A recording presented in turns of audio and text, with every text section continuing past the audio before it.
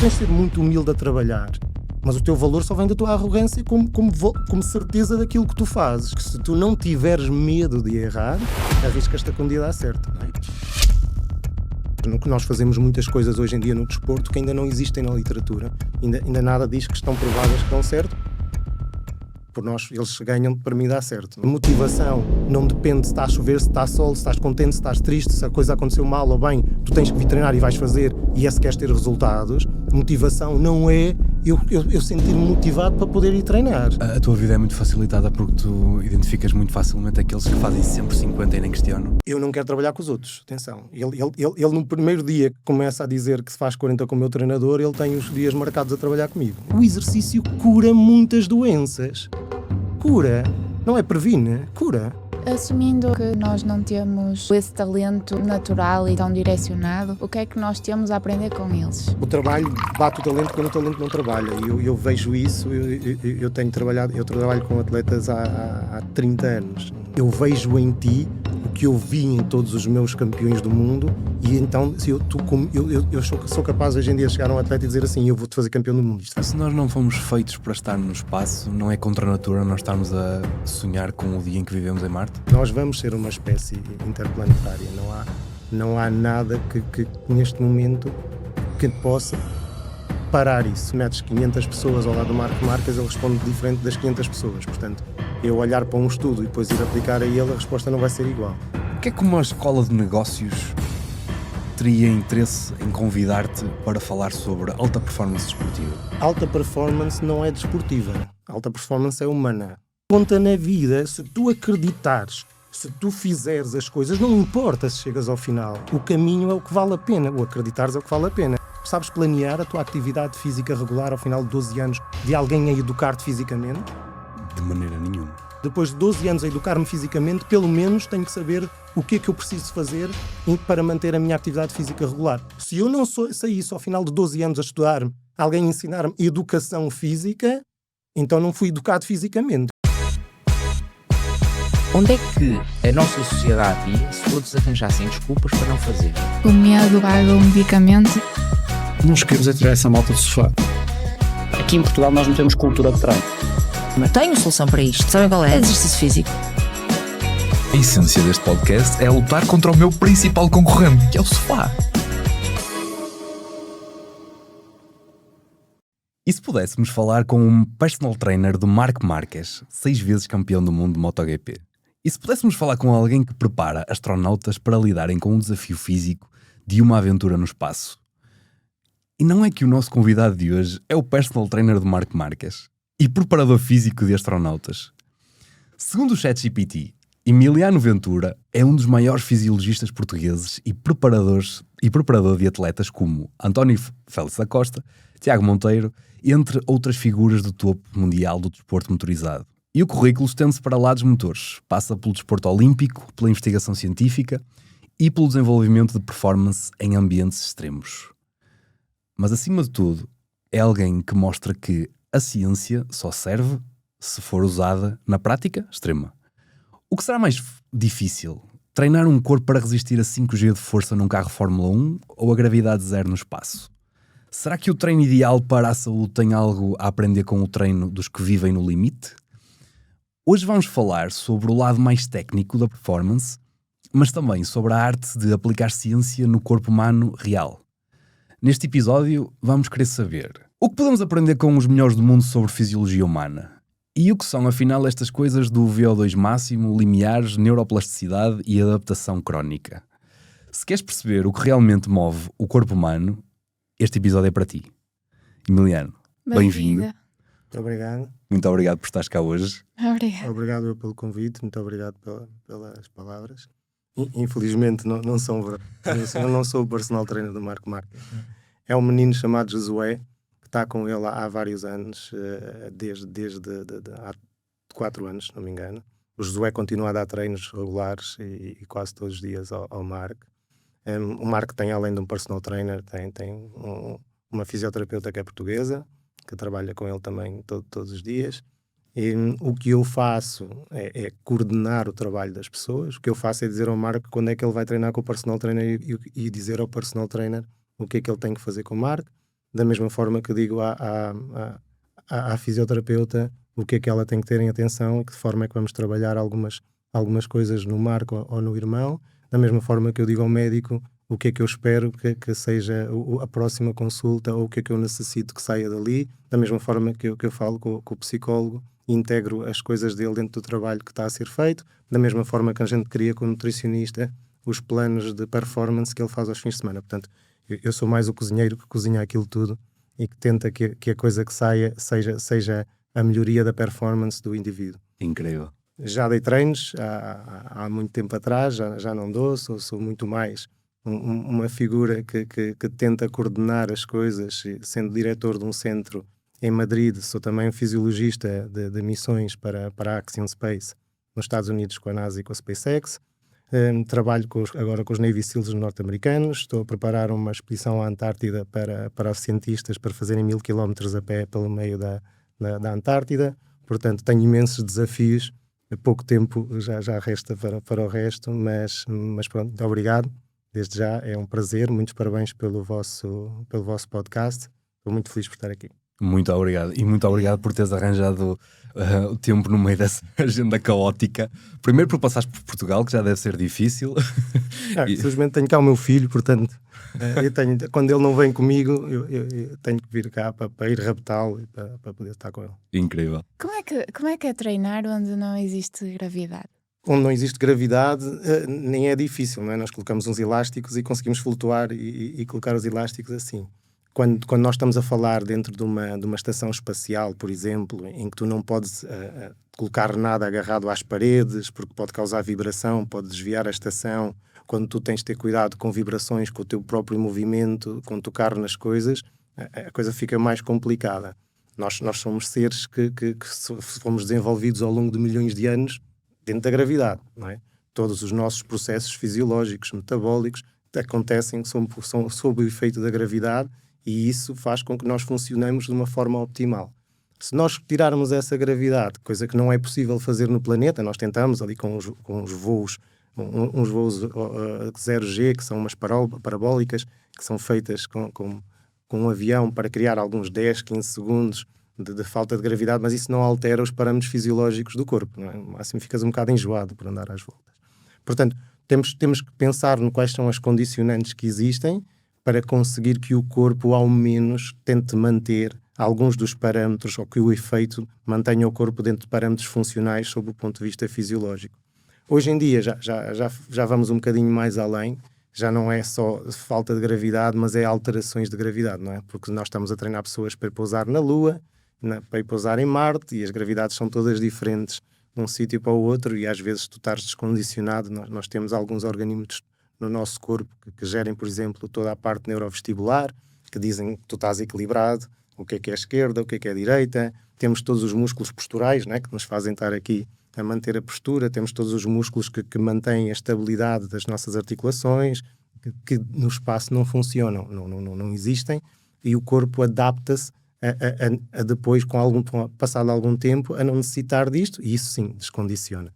E depois temos a parte toda, por exemplo, da cardíaca, que nós aqui, o coração tem que fazer força para mandar o sangue para cima, não é? Porque a cabeça fica acima do coração, portanto ele tem que vencer a gravidade. No espaço isso não acontece. Portanto, nós ficamos com a cabeça toda cheia de sangue, os olhos ficam pressionados pelo sangue que está cá dentro, e isso causa tonturas, causa incapacidade de ver bem, por exemplo, e tudo isso nós temos que tentar minimizar, e lá está, e o exercício pode ajudar, principalmente o exercício que fazemos antes, o exercício que fazemos durante as missões, e depois tentar reabilitá-los para que o corpo volte a habituar-se a uma gravidade que é considerável no planeta, né? Nós estamos a falar de uma gravidade de 9 vezes, portanto acaba por ser uma diferença muito grande, e para um astronauta, principalmente que numa longa missão, uma missão de longa duração, passa um mau bocado a voltar. Se nós não fomos feitos para estar no espaço, não é contra a natura nós estarmos a sonhar com o dia em que vivemos em Marte? Enquanto desenvolvimento de espécies, se olharmos para o Charles Darwin, não é? Ele vai-te dizer que nós adaptamos a qualquer coisa. Nós vamos ser uma espécie interplanetária. Não há nada que neste momento que possa parar isso. Porque o planeta Terra é o nosso berço, Mas infelizmente o planeta Terra tem um tempo definido em termos de recursos, em termos de possibilidade de agregar o crescimento da população, em termos de capacidade de sustentabilidade do próprio sistema, e isso vai fazer com que nós tenhamos que procurar outras soluções fora do planeta. Nós vamos ser uma espécie interplanetária. E estes são nós estamos apenas nos primórdios de, enquanto espécie, poder fazer isso, não é? Nós somos exploradores há centenas de anos, não é? Nós portugueses, então, somos exploradores por metade do mundo e andamos por metade do mundo a ver rotas e à procura de novos lugares em que ainda não tínhamos estado. E isto vai acontecer. Agora, nós temos que estar preparados para isso, nós temos que começar a trabalhar nesse sentido, e a tecnologia nossa, enquanto humanos, vai cada vez mais permitir que isso seja possível. Hoje em dia já temos a missão Artemis, que já está a preparar para criar uma base na Lua, e já temos o Elon Musk a dizer que vamos a Marte em vez de irmos à Lua. Portanto, vamos ter que ter a capacidade de preparar-nos enquanto humanos para poder reagir a isso, e como espécie vamos evoluir e vamos nos adaptar, não tenho dúvidas nenhumas. Tu gostavas de assistir a isso? Eu gostava de compreender, é isso que me fascina, de compreender as implicações que isso nos traz como espécie. Infelizmente já não vou, eu se vivesse no espaço ia manter a minha fisiologia, não é? Não vai ser o meu filho, nem o meu neto, nem se calhar em 4 ou 5 gerações que nós vamos conseguir ter essas adaptações necessárias. Mas vai acontecer, sim. E eu gostava de compreender, e é isso um dos fatores que nós hoje em dia tentamos conseguir compreender, conseguir prever para conseguir realmente adaptar melhor o corpo, como é que isso vai acontecer em termos de alterações, para que nós realmente consigamos no futuro ter uma capacidade de passar 6 meses, 1 ano, 2 anos, sem que o corpo sofra tanto ao regressar, sem que nós tenhamos tantos reflexos ao regressar ao planeta, porque é a única forma também, até se nós pensarmos na perspectiva de salvar o planeta, é mais fácil irmos minerar lítio a um asteroide do que virmos minerar lítio ao nosso planeta, não é? Porque nós estamos a dar cabo dele porque precisamos do lítio para fazer todos esses telemóveis e os carros e as coisas elétricas que nós temos a fazer. E como estamos a falar de lítio, estou a dar apenas um exemplo de tudo aquilo que nós estamos a fazer ao planeta e que os recursos neste momento têm que acontecer lá fora. E depois são as próprias condições que a microgravidade oferece em termos de produção, em termos industriais, que não são replicáveis no planeta, não é? Ok, mas achas que vamos usar os outros planetas para extrair recursos ou vai haver vida nos outros planetas? Vamos fazer ambos.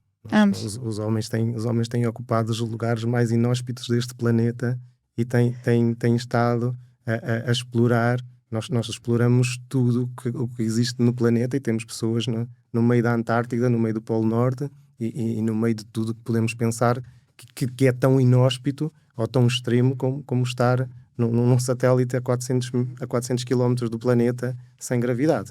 E já lá estamos há 20 anos, não é? Em termos de presença contínua. Porquê é importante explorar a Antártida? A Antártida oferece condições únicas relativa ao resto do planeta. Quando nós falamos da Antártida, a exploração da Antártida começou no início do século XIX, no início do século XX, perdão, em 1910, 11, quando começa a exploração da Antártida. Provavelmente uma das maiores histórias de exploração do mundo é de Ernest Shackleton, conhecem do navio Endurance. Uhum. Ele explora a Antártida em 1914. É provavelmente a história de resiliência mais fascinante, a primeira história de resiliência mais fascinante da humanidade, porque a Antártida tem, em termos do ecossistema, algo que o resto do mundo já não tem, que é a não presença humana e não o reflexo humano. E depois tudo que nós encontramos, nós na Antártida temos encontrado novas espécies que têm contribuído para o planeta, temos encontrado meios de conseguir preparar e conseguir treinar pessoas para conseguir, por exemplo, fazer as viagens espaciais, e todo o ecossistema neste momento que existe lá, em termos daquilo que nos falta explorar, ainda é muito, muito grande. Portanto, a Antártida oferece condições para os cientistas que neste momento eles não têm em muitos outros sítios e continua preservada. E estas expedições continuam a ser muito importantes, apesar de existirem uma base contínua lá, continuam a ser muito importantes para a humanidade e para os cientistas que podem, com isso, desenvolver outros parâmetros em termos de avanços da ciência. Uhum. Quando fiz a questão de como é que é treinar onde não existe gravidade, foi muito no sentido de o teu trabalho é muito prever o que é que vai acontecer, ou já existem estudos científicos por onde tu consigas guiar, como, vamos dizer, a maior parte dos fisiologistas que trabalham com futebol O teu trabalho é muito mais prever ou estudar aquilo que já existe na evidência? Eu tenho que fazer ambos. Eu tenho que conseguir prever, eu tenho que conseguir ir buscar respostas, compreender como é que o corpo funciona e chegar a uma resposta sobre aquilo que eu quero, ao estímulo que é apresentado, não é? Ao ambiente que é apresentado. E eu tenho que ir procurar o que é que existe em termos académicos, que estudos é que são relevantes, porque isto dos estudos é sempre um bocado complexo. Hoje em dia existem milhares de estudos, dizem muitas coisas, e depois estamos a falar da que a população que os estudos normalmente têm não é a população que eu tenho, não é? Eu trabalho com o Marco Marques, ele não responde igual a um estudo de 500 metros, 500 pessoas ao lado do Marco Marques, ele responde diferente das 500 pessoas. Portanto, eu olhar para um estudo e depois ir aplicar a ele, a resposta não vai ser igual. Há sempre a questão da população, e quando nós trabalhamos com indivíduos excepcionais que já foram escolhidos de uma forma como prodígios, que já respondem de uma determinada forma muito especial, olhar para os estudos e conseguir aplicar ou replicar aquilo que os estudos dizem, muitas vezes é contraproducente, não vai responder da mesma forma. O que tu tens de ter é experiência e tens de ter a capacidade depois de integrar e os sistemas, o que estás a observar, o estímulo que tens que colocar e perceber a resposta que o corpo te vai dar e a resposta que aquele indivíduo em particular te dá devido às características especiais dele. Portanto, nós temos que juntar as duas coisas. Nós fazemos muitas coisas hoje em dia no desporto que ainda não existem na literatura. Ainda nada diz que estão provadas que dão certo. Por nós, eles ganham para mim dar certo, não é? Portanto, Exato. não. E quando eu tenho casos como o do Marco este ano, por exemplo, que nós começamos o ano a trabalhar muito bem. Nos testes de inverno, ele e o irmão foram os únicos a estar na pista a 60 graus e a dar voltas e a fazer simulações de corrida, os únicos de toda a MotoGP, logo no início do ano. Nós sabíamos que eles fisicamente estavam muito acima da média, muito acima de todos os outros do MotoGP, e depois começas umas corridas e ele, por exemplo, cai, não é? Cai uma vez, cai duas vezes, em alturas decisivas, e tu percebes que é um problema cognitivo, há ali um problema cognitivo. Nós temos uma reunião, nós falamos durante não sei quanto tempo, eu identifico aquilo que eu considero que é a causa daquilo estar a acontecer e vamos trabalhar numa perspectiva de desenvolvimento neurofisiológico, de desenvolvimento cognitivo, de neuroplasticidade, de aumento de foco e concentração sob determinadas condições, e depois a seguir nós queremos que isso tenha um reflexo. Se aquilo resulta ou não, por mais que vais buscar na literatura, ele funciona de uma maneira diferente. Portanto, ele funciona daquilo que funciona um indivíduo normal. Claro que eu posso pegar nisso como base para experimentar, mas eu tenho que ir mais além. Eu se der um exemplo com o Marco, eu se colocar um conjunto de luzes, 10 luzes à frente dele, não é? Imagina, 10 luzes. E eu digo-lhe assim, olha, dessas 10 luzes vão acender 3 durante 1/10 e vão apagar. E dessas 3... de todos os pontinhos, sabes aqueles pontinhos? Imagina, a luz tem 50 pontinhos, 50 pixels. Dessas 3, duas delas têm um pixel diferente. Ok? 2 delas que são iguais. Esses pixels diferentes são iguais nessas duas e a terceira é diferente dessas duas. Portanto, estás a falar de um pormenor ínfimo nessas 3 luzes, acendidas durante 1/10, não é? Faz como se fosse um flash. E o Marco identifica. Mas eles todos identificam. Atenção, quando estamos a falar um patamar de MotoGP ou da Fórmula 1, e estamos a falar um patamar, por exemplo, de um piloto de caça de elite, eles identificam. Eles têm um olho de precisão incrível. Mas depois ele tem as 10 luzes e acendem aleatoriamente aquelas 3. Ok? E ele tem que conseguir, depois a seguir eu dou-lhe 1 segundo para voltar a acender as luzes todas. E ele não pode, além de dizer, ele tem que chegar ao pé da luz e tocar nas duas que são iguais. Ok? Voltar para trás, imagina, a correr, para eu manter ali alguma atividade física e movimento, correr, voltar a olhar para as 10 luzes e voltar a escolher as outras 3 que acenderem, quais são as duas. Ir a correr, e estamos a falar que as luzes estão distribuídas ao longo de 10, 12 metros, não é? Portanto, ele tem que sempre fazer 6, 7 metros de corrida para fazer as coisas. Eu coloco 10 indivíduos, eles estão a olhar para as luzes, eles viram esta e esta, e eles chegam lá, viram esta e esta, eles vão correr, tocam nas duas e tentam vir para o meio, para o centro, para conseguir ter um ângulo de visão suficiente para conseguir ver as próximas luzes, não é? O Marco faz exatamente o contrário. O Marco, além de fazer isso, pensa qual é a luz que está mais distante, qual é a luz que está mais próxima do centro, vai à luz que está mais distante logo em primeiro, vai à outra que está mais ao centro para estar melhor preparado para as luzes seguintes. Eu faço o teste com 15 pilotos meus, eu meto o Mark e é o único a fazer assim. O Mark já nasceu assim ou tem a ver com a experiência dele? O talento é algo muito, muito fácil de identificar. Tu vês talento, o não talento é que é difícil de identificar, porque ele pode vir a ser um talento, não é? Tu não podes dizer a um miúdo que é perfeitamente normal e ele pode vir a ser um talento, pode vir a ser alguém relevante naquele desporto, naquela atividade, mas um talento não tem dúvidas. O Mark senta-se na moto e desde os 11 anos ou 12 anos ganha campeonatos, portanto não há dúvidas nenhumas. Há indivíduos que realmente nascem com uma predisposição e encontram aquilo que faz um match com as capacidades que ele tem fora de série, e isso faz com que eles sejam fora de série, não é?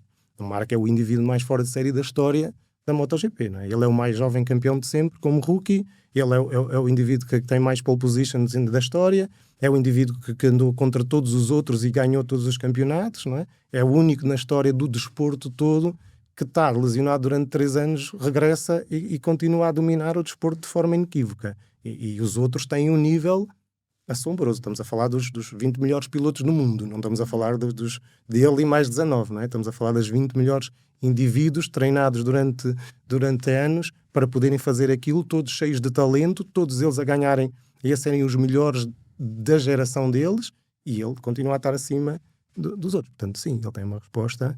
E tu vês, por exemplo, ele corre com o irmão, e apenas ele, o irmão e mais um piloto, que é o Pedro Acosta, foram campeões do mundo de Moto3, Moto2 e estão na MotoGP. Portanto, não há muitos nem sequer, e não há muitos nem sequer naquele patamar de talento ou de resposta. Portanto, o talento, sim, é fácil. E o facto de ele e o irmão estarem no topo faz acreditar mais na genética e no acaso de nasceram bem? A genética tem um peso muito grande, como é óbvio, em tudo. A genética tem um peso muito grande na tua saúde, como tem um peso muito grande naquilo que tu fazes. A epigenética também tem, não é? Ou seja, nós neste momento, se tu tens uma genética favorável, todo o teu ambiente, o teu ecossistema que circula à tua volta, tudo aquilo que são as tuas ações que tu tens com esse ecossistema, vão determinar. O facto de o Mark ter uma genética muito boa e um ecossistema fantástico, não é? Porque o processo que o fez chegar ao topo levou-o a ser o melhor de sempre, me faz crer que também o ecossistema do Alex, por agregação, também é fantástico. Portanto, a epigenética também é fantástica, não é? Porque eles cresceram os dois com os mesmos pais, com as mesmas equipas, com as mesmas coisas, com o mesmo ambiente, com a mesma nutrição. Portanto, ao comparar, não podemos dizer se é a preparação, que é muito bem feita, não é? O Rafael Nadal treinava com o pai e o pai fez a academia. Portanto, não podes dizer que é só a parte genética, mas pode ser ambos, não é? E naquele caso está tudo bem conjugado, eles continuam a viver os dois juntos, continuam a fazer as coisas todas juntas, são altamente competitivos um com o outro, portanto, e levam as coisas de uma forma muito profissionalizada e profissional, não é? Em termos de estrutura que os rodeia e daquilo que eles fazem. E, portanto, sim, acho que ambos têm um peso muito importante, e depois são indivíduos muito inteligentes, portanto, e aí também faz a diferença. Eu costumo dizer que tu tens de ter o desejo ou a vontade de ganhar, a perseverança, a resiliência para poder fazer, a atitude certa, o comportamento certo, mas também tens de ter o conhecimento sobre aquilo que estás a fazer, porque se eu posso ter isso tudo, mas eu depois não sei todos os pormenores, tudo aquilo que engloba o que eu estou a fazer ao ínfimo pormenor, a chance de eu ser o melhor baixa. Portanto, e isso também acontece na parte deles. Assumindo que nós não temos essa genética ou esse talento natural e tão direcionado, o que é que nós temos a aprender com eles? O trabalho bate o talento quando o talento não trabalha, e eu vejo isso. Eu trabalho com atletas há 30 anos, portanto, e eu vejo isso sempre, quando o talento, hoje em dia já não há margem para o talento não trabalhar, e hoje em dia a capacidade que nós temos de conseguir criar condições, e se existe capacidade de trabalho, de dedicação, lá está, de conhecimento da outra pessoa, de vontade de querer, ele é capaz de chegar lá. E o que é que nós temos a aprender com eles? Quando eu vejo o Marco, ou quando eu vejo um atleta de todos os atletas que eu tive, seja campeões olímpicos, ou Fórmula 1, ou campeões do mundo, eles têm questões em comum, eles têm parâmetros em comum. Todos eles têm perfis que são muito comuns. Por isso é que, enquanto treinador, eu tenho a capacidade de dizer tu tens o potencial de ser campeão do mundo. Eu vejo em ti o que eu vi em todos os meus campeões do mundo, e então se eu sou capaz hoje em dia de chegar a um atleta e dizer assim, eu vou-te fazer campeão do mundo, isto vai acontecer. Portanto, é uma questão de acreditar, e isso dá-te outra capacidade, a tua experiência, a tua capacidade de conseguir juntar esses parâmetros todos e conseguir transformar nisso no teu trabalho do dia-a-dia, saberes exatamente o que tu queres para ele consiga responder de forma a ter a capacidade de ganhar, porque o treino não te garante a vitória, não é? Prepara-te o melhor possível para tu poder estar lá, o resto és tu com aquilo que é a tua performance, com aquilo que tu tens que fazer, és tu e o teu espaço e o teu momento. Depois no final a gente pode ver se correu bem, se correu mal, mas se estava tudo bem, se está tudo alinhado, normalmente os atletas fora de série ganham. E isso é é a primeira coisa que eu acho que nós aprendemos. Eles não falham no momento-chave. E como eles não falham no momento-chave, uma vez, 2 vezes, 3 vezes, 4 vezes, 5 vezes, torna-os fora de série. Tu falavas há bocado que és como que um cozinheiro. Estás a ver quando é que tens de meter mais sal, mais pimenta. Exato.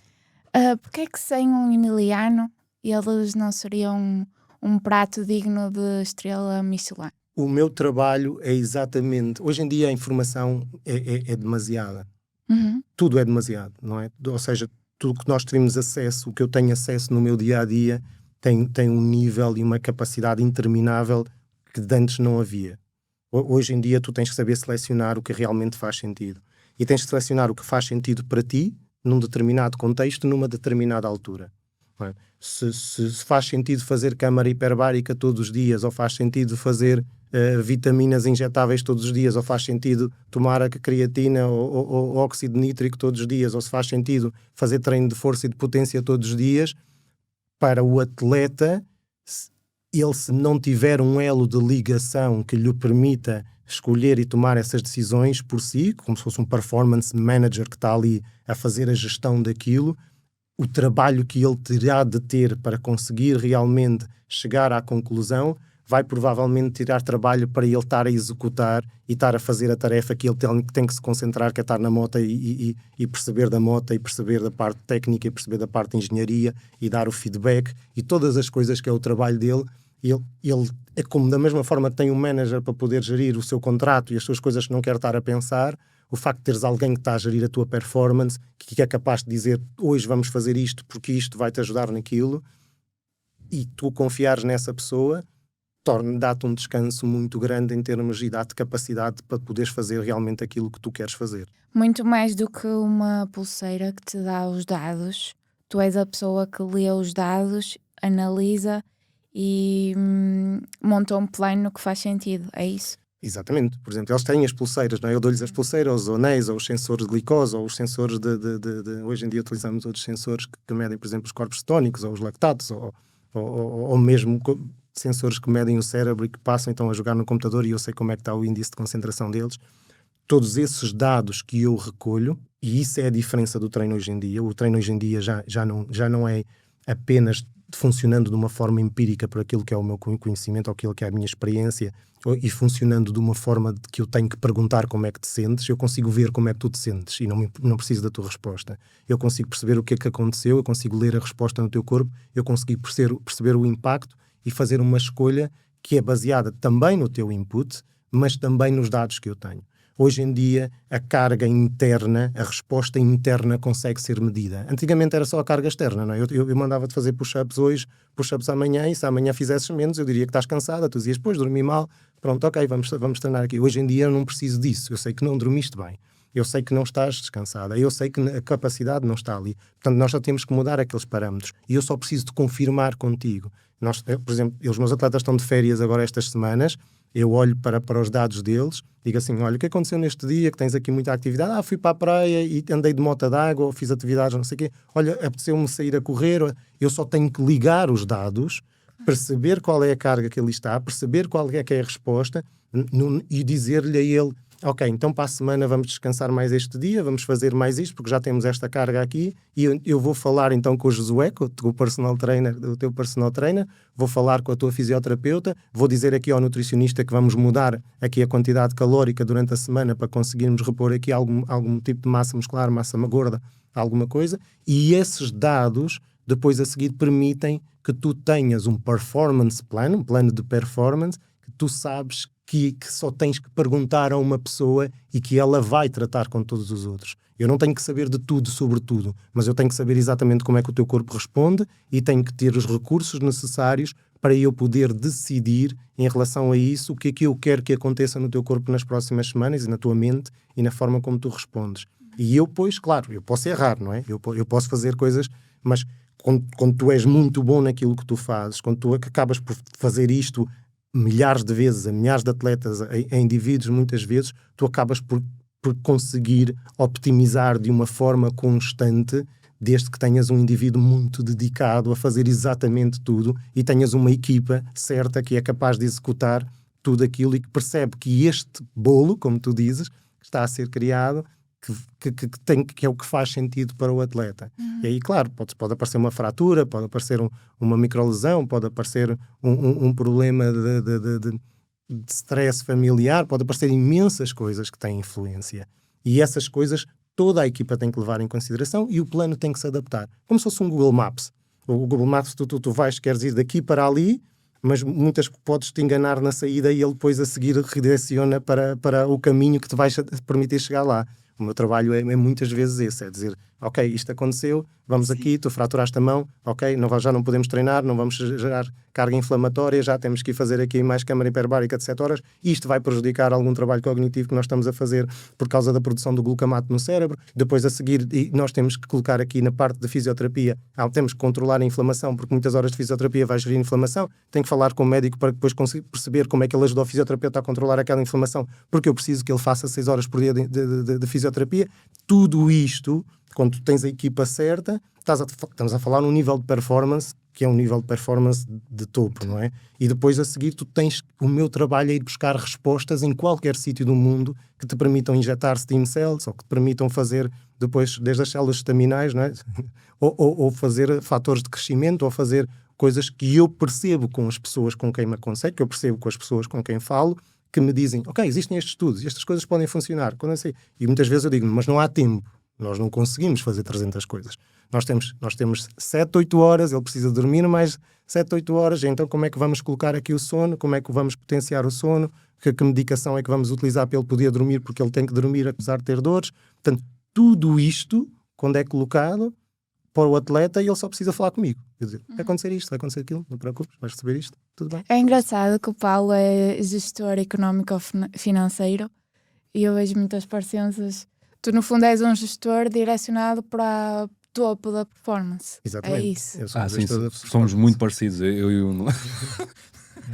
Mas é isso Fiquei mesmo. extremamente Acaba satisfeito. E depois, eu como estou na posição, eu como sou diretor do meu centro, não é? Como tenho que gerir o meu staff, isso ajuda-me muito mais, porque eu depois tenho as pessoas à minha volta e tenho a sorte de ter pessoas que estão comigo há muito tempo, pessoas que acabam por me ajudar a poder gerir esta logística toda, porque depois ele tem as entrevistas, tem as partes dos patrocinadores, tem a parte dos eventos com a marca, depois tem que estar ali no centro e depois diz-me assim, tenho 4 horas em Emiliano para estar aqui, depois a seguir vou para não sei para onde, e tenho o meu jato não sei onde, e tu tens que integrar as coisas todas e dizer assim, isto é prioritário, isto tem que acontecer, esta pessoa tem que ir contigo então, porque não temos hipótese de fazer aqui, vais pegar na físio e ela vai contigo para a próxima prova, porque não há outra hipótese. Vais pegar na nutricionista e ela vai controlar ali na Indonésia, porque o risco é tão grande de teres um problema gastrointestinal que temos que ter alguém a controlar a comida para quando entres no restaurante possas comer as coisas que não ofereçam perigo para tu conseguires estar performante. E tudo isto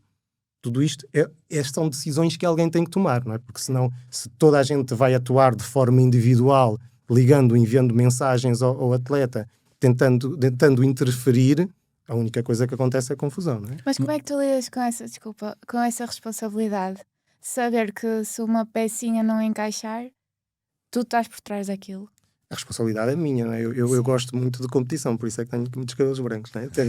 Eu gosto da responsabilidade de perceber que da forma como estamos a fazer, se aquilo... O Mark caiu em Austin e eu cheguei ao pé dele e disse assim, a culpa foi minha, peço desculpa. Pois, é isso que eu te ia perguntar, já falhaste, naturalmente. Claro. E ele diz, foi tu, ok, mas eu fiz um erro, e eu disse, eu fizeste um erro por causa disto, isto e isto. De que podes partilhar? Ou não? E esse erro, posso partilhar alguns dados, não é? O Marco tem todas as quedas caía quando ia sozinho, por exemplo. Não é quando ele ia em luta com alguém, ele caía quando ia sozinho. Isso tinha a ver tem a ver com a forma como o teu cérebro funciona quando tu estás sozinho em pista ou quando estás com outros. Imagina, quando tu estás sozinho és tu e a tua linha ideal de corrida, não é? Se vamos falar de uma parte específica, tu sabes exatamente onde é que tu tens que travar, onde é que tu tens que acelerar, aquela linha perfeita de trajetória, onde é que tu tens que atingir, é só tu e um momento de foco. O teu foco fecha-se, o teu foco vai para aquele ponto.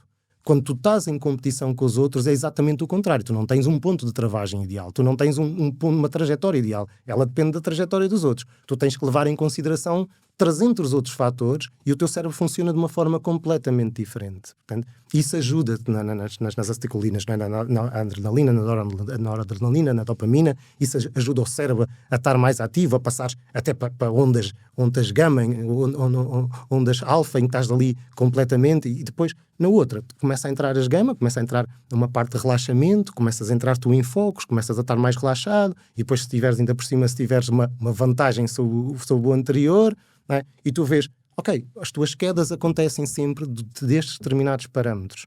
Tu identificas esses parâmetros, tu vais para o treino, para o treinador, para o psicólogo, para as pessoas que estão envolvidas, e assim, como é que nós ganhamos neuroplasticidade, como é que nós fazemos o cérebro chegar a este ponto, trabalhar desta forma, sob as condições, que eu não posso metê-lo na moto a andar em pista, não é?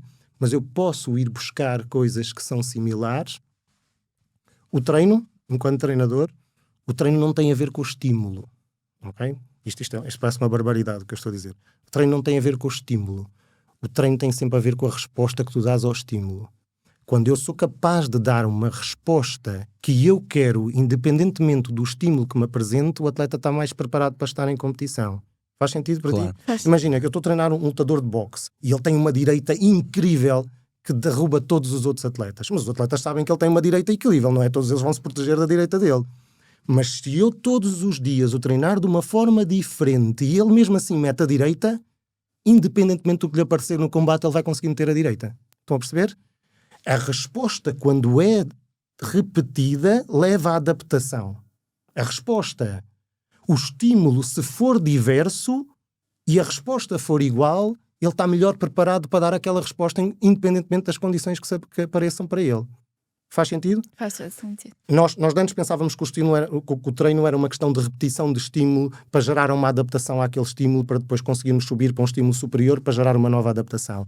O treino é uma sucessão de respostas.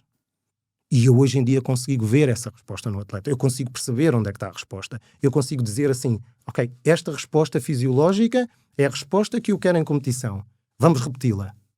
E o treinador diz assim, ok, é supino. Vamos fazer supino toda a semana. Não, é exatamente o contrário. Se a resposta que eu quero é-me dada pelo supino, eu quero que me seja dada por 10 coisas diferentes. Ok? Porque ele em competição não vai ter só o supino como estímulo. Vai ter 10 coisas diferentes, 20 coisas diferentes e vai dar aquela resposta do peitoral da mesma forma. Percebem? As velocidades que nós queremos de execução muscular, porque se ele se faz explosão e ao mesmo tempo faz resistência, e ao mesmo tempo faz força lenta, se aqueles estímulos existem juntos, aqueles estímulos têm que existir juntos no treino. Aquela resposta tem que existir junta. Aquela resposta leva a uma adaptação contínua independentemente do estímulo. Ele seja em competição. A competição aparece, eu sei que a resposta está lá. Ele só sabe uma resposta independentemente do que acontece. Ele vai meter a direita. Percebem? Sim. É um pouco como nós vamos ser mais completos quanto mais situações estivermos expostos, vamos ter mais plasticidade. Eles acabam por ser parecidos. Mas este nível de preparação faz diferença quando estás a falar de alguém que os seus 10 minutos no dia anterior pode fazer a diferença entre uma pole position ou ficar em primeiro ou ficar a meio da tabela por uma questão muito específica. O que comeu, por exemplo. Mas no topo da competição mundial, quando passas para o mundo mais normal, vamos dizer assim, porque é que uma escola de negócios teria interesse em convidar-te para falar sobre alta performance desportiva? Alta performance não é desportiva. Alta performance é humana. Eles simplesmente fazem desporto e trabalhamos para uma determinada função, sob um determinado contexto. Nós temos alta performance no mundo corporativo hoje em dia, não é? Nós temos alta performance como médico ou nós temos alta performance como alguém aqui. Tu podes ser um indivíduo de alta performance a fazer o que tu fazes.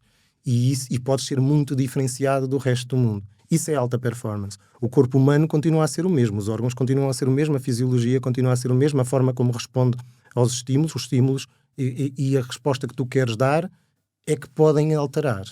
Agora, tudo isso, por exemplo, para uma escola de negócios, para o mundo corporativo, para um explorador da Antártica, para um Navy SEAL, o que tu tens que perceber é qual é a resposta que aquele indivíduo tem a dar e qual é a forma que tu podes ajudar a que ele consiga desenvolver a sua capacidade de executar aquela resposta.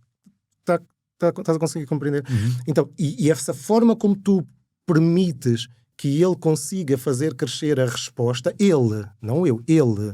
Eu só estou ali a ajudar, eu só estou a brincar, eu só estou a ajudá-lo a ele conseguir desenvolver aquela resposta. Seja a resposta para dar um talk, seja a resposta para andar de moto, para saltar de um avião ou para correr 100 metros. Não é? Eu já treinei atletas olímpicos de 100 metros e tudo isso que tu fazes e depois de ires buscar, não achares que és o guru. Não é? Eu vejo podcasts e eu todas as vezes que vejo podcasts, 90% deles eu vejo gurus. Pessoas que sabem tudo sobre tudo e se vocês perguntarem 10 mil coisas, eles vão responder as 10 mil coisas. Que alguém pergunta sobre desencravar unhas dos pés ou pentear cabelo e cortar cabelo e eles respondem a mesma coisa. Outro dia dizia um astronauta meu que precisavam cortar o cabelo no espaço e eles quando vêm para baixo, né, têm aquelas fotografias e não sei o quê, precisavam de cortar o cabelo no espaço e perguntam ao Shubhankar, o Shubhankar, que era um astronauta da Índia que estava nesta missão, e ele pergunta ao Control Center, estão a perceber, os engenheiros todos que estão lá, são os navegadores, os engenheiros de navegação de coisa, e ele disse, tenho que aqui cortar o cabelo, não sei o quê, preciso daqui ajuda, a quem é que eu vou perguntar? E eles dizem assim, todos eles são engenheiros, né? A única pessoa que estava ali que não era engenheiro, como era óbvio, era eu como fisiologista da missão. Não queres perguntar aqui ao Emiliano como é que isso se faz? E o Emiliano é a última pessoa que eu vou perguntar como é que se corta um cabelo. Mas ele sempre precisa cortar o cabelo, ele pega numa máquina e rapa aquilo a zero e acabou-se, nem sequer pensa. E, portanto, nós temos que perceber que não sabemos tudo sobre tudo, temos que ir procurar. Eu quando me recrutam para algo, quando chega ao pé de mim alguém que vai à Antártida fazer 1000 km a pé e que vai explorar e que quer que eu ajude a preparar-se, eu digo assim, ok, deixa-me estudar. Deixa-me perceber, deixa-me começar. Vamos começar pela história? Vamos. Eu, quando comecei com os astronautas, eu cheguei lá e disse, ok, está bem, vamos começar por compreender. E a coisa começa na história. Tens que perceber o que é que aconteceu no projeto Mercury, o que é que aconteceu no projeto Gemini, o que é que aconteceu na Guerra Fria, de que forma é que eles escolheram os primeiros astronautas, porquê, quais foram as dificuldades. Entrevistei mais de 50 astronautas, perguntei o que é que não fazia sentido naquilo que eles faziam na NASA, o que é que não fazia sentido naquilo que eles viam, o que é que eles sentiam. E eu depois a seguir fui tentar procurar respostas e fui dizer assim, ok, o que é que a medicina me oferece hoje? O que é que o fitness, o exercício físico, o treino desportivo me oferece hoje? O que é que a recuperação, os fisioterapeutas me oferecem hoje em termos de topo mundial que pode ajudar a dar estas respostas que eles dizem que precisam? E depois tu chegas ali, passas uma recuperação de 40 dias para 8 dias. Eu passei uma recuperação de 20 dias agora para 3 dias. E isso não é mérito meu. O mérito meu é conseguir fazer questões, perguntar e não achar que sou o guru da coisa, mas dedicar-me tempo suficiente a estudar, dedicar tempo suficiente a procurar respostas, dedicar pessoas, a falar com pessoas que eu sei que percebem, para me conseguirem ajudar, para eu conseguir com a minha inteligência juntar as coisas, as peças todas e estar confiante para dizer assim, ok, isto é o que eu acho, é o que agora vai funcionar melhor. E eu não tenho dúvidas nenhumas que isto no mundo é o que existe que vai funcionar melhor. Tu podes ir onde tu quiseres, isto é o que vai funcionar melhor. Por isso é que eu digo-te assim, tu estás o melhor preparado possível para poder executar esta função. Eu escolho 2 atletas do MotoGP e um está em primeiro e um está em segundo. Eu fiz Moto2 o ano passado e ganhei o campeonato em primeiro e em segundo. Portanto, no Covid, todos os meus atletas foram campeões do mundo.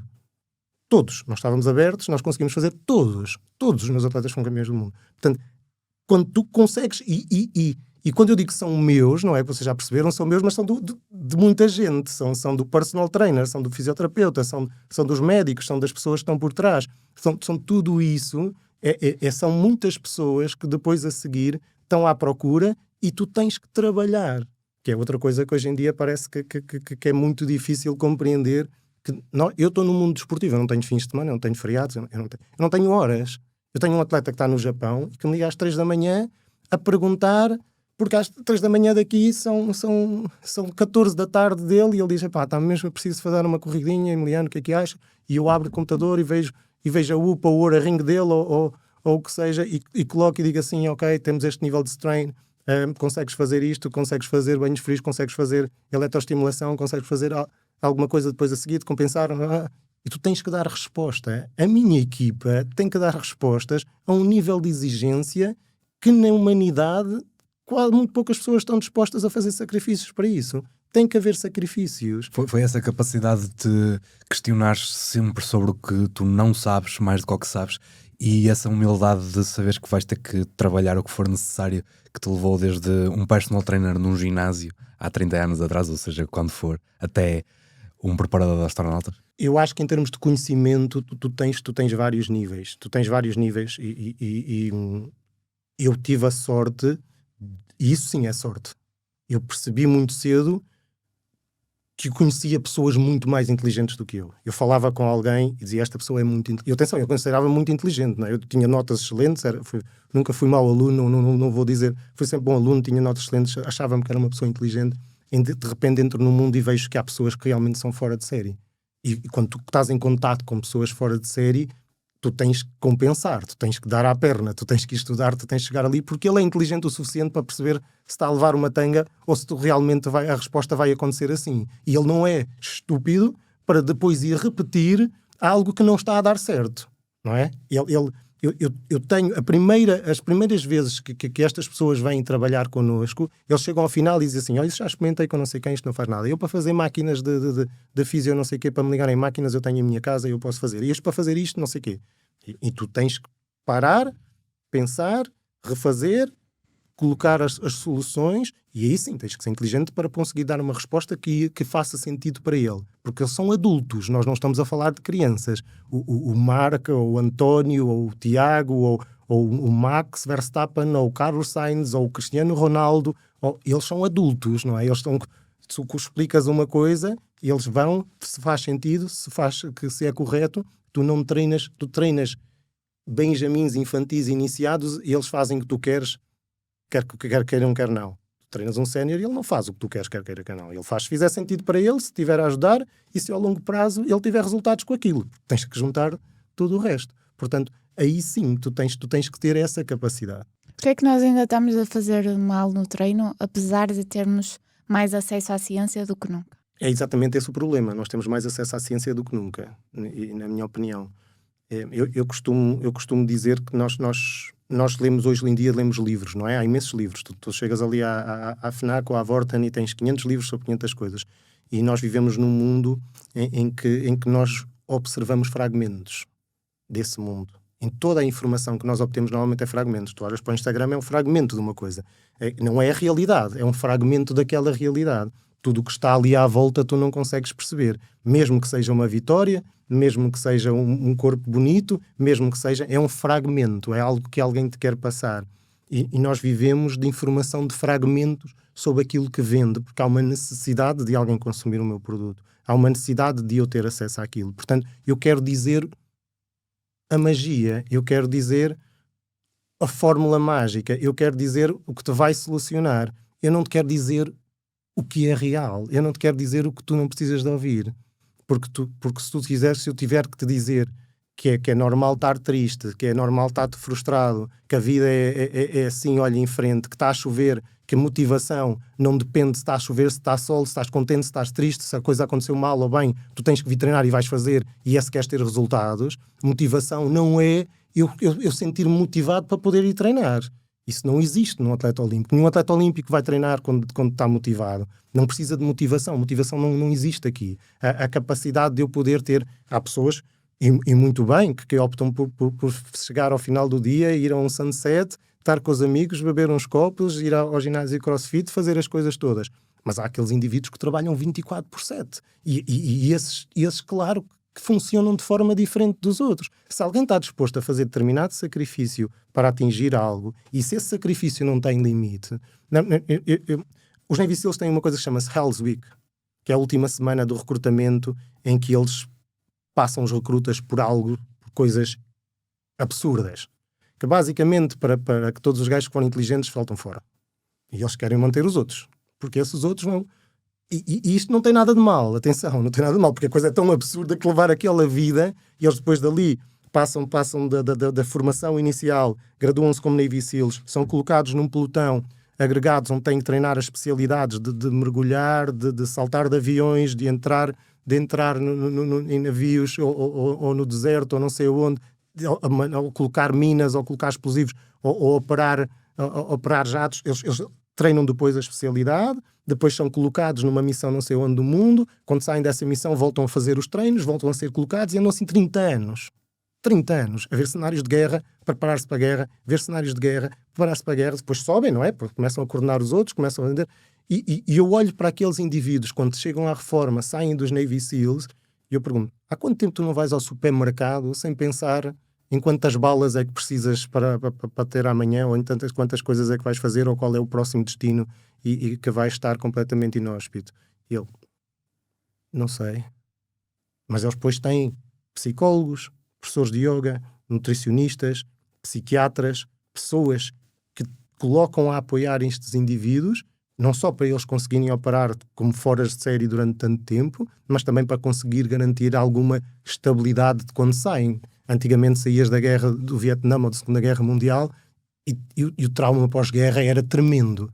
Hoje em dia já não vês isto no reformado das Forças Armadas, não é? As pessoas já saem equilibradas, já saem com uma capacidade. Portanto, a ciência permite tudo isto, permite que nós sejamos capazes de equilibrar as coisas, sejamos capazes de dar resposta. Tens de ter pessoas que tomam decisões e que coloquem as coisas em prática. E, portanto, isso sim pode fazer diferença. Se só pudesses medir uma variável para prescrever um treino a um atleta, qual seria? Se eu só pudesse medir uma variável, seria a força. Porquê? Seria a força. Porque o que nós estudamos como primeiro fator de longevidade ou seja, todos os nossos atletas astronautas que viveram mais tempo, o que era em comum em termos de performance humana eram os níveis de força que eram maiores. O que é que isso implica para uma pessoa normal? Claro, aí é que as coisas se tornam interessantes, não é?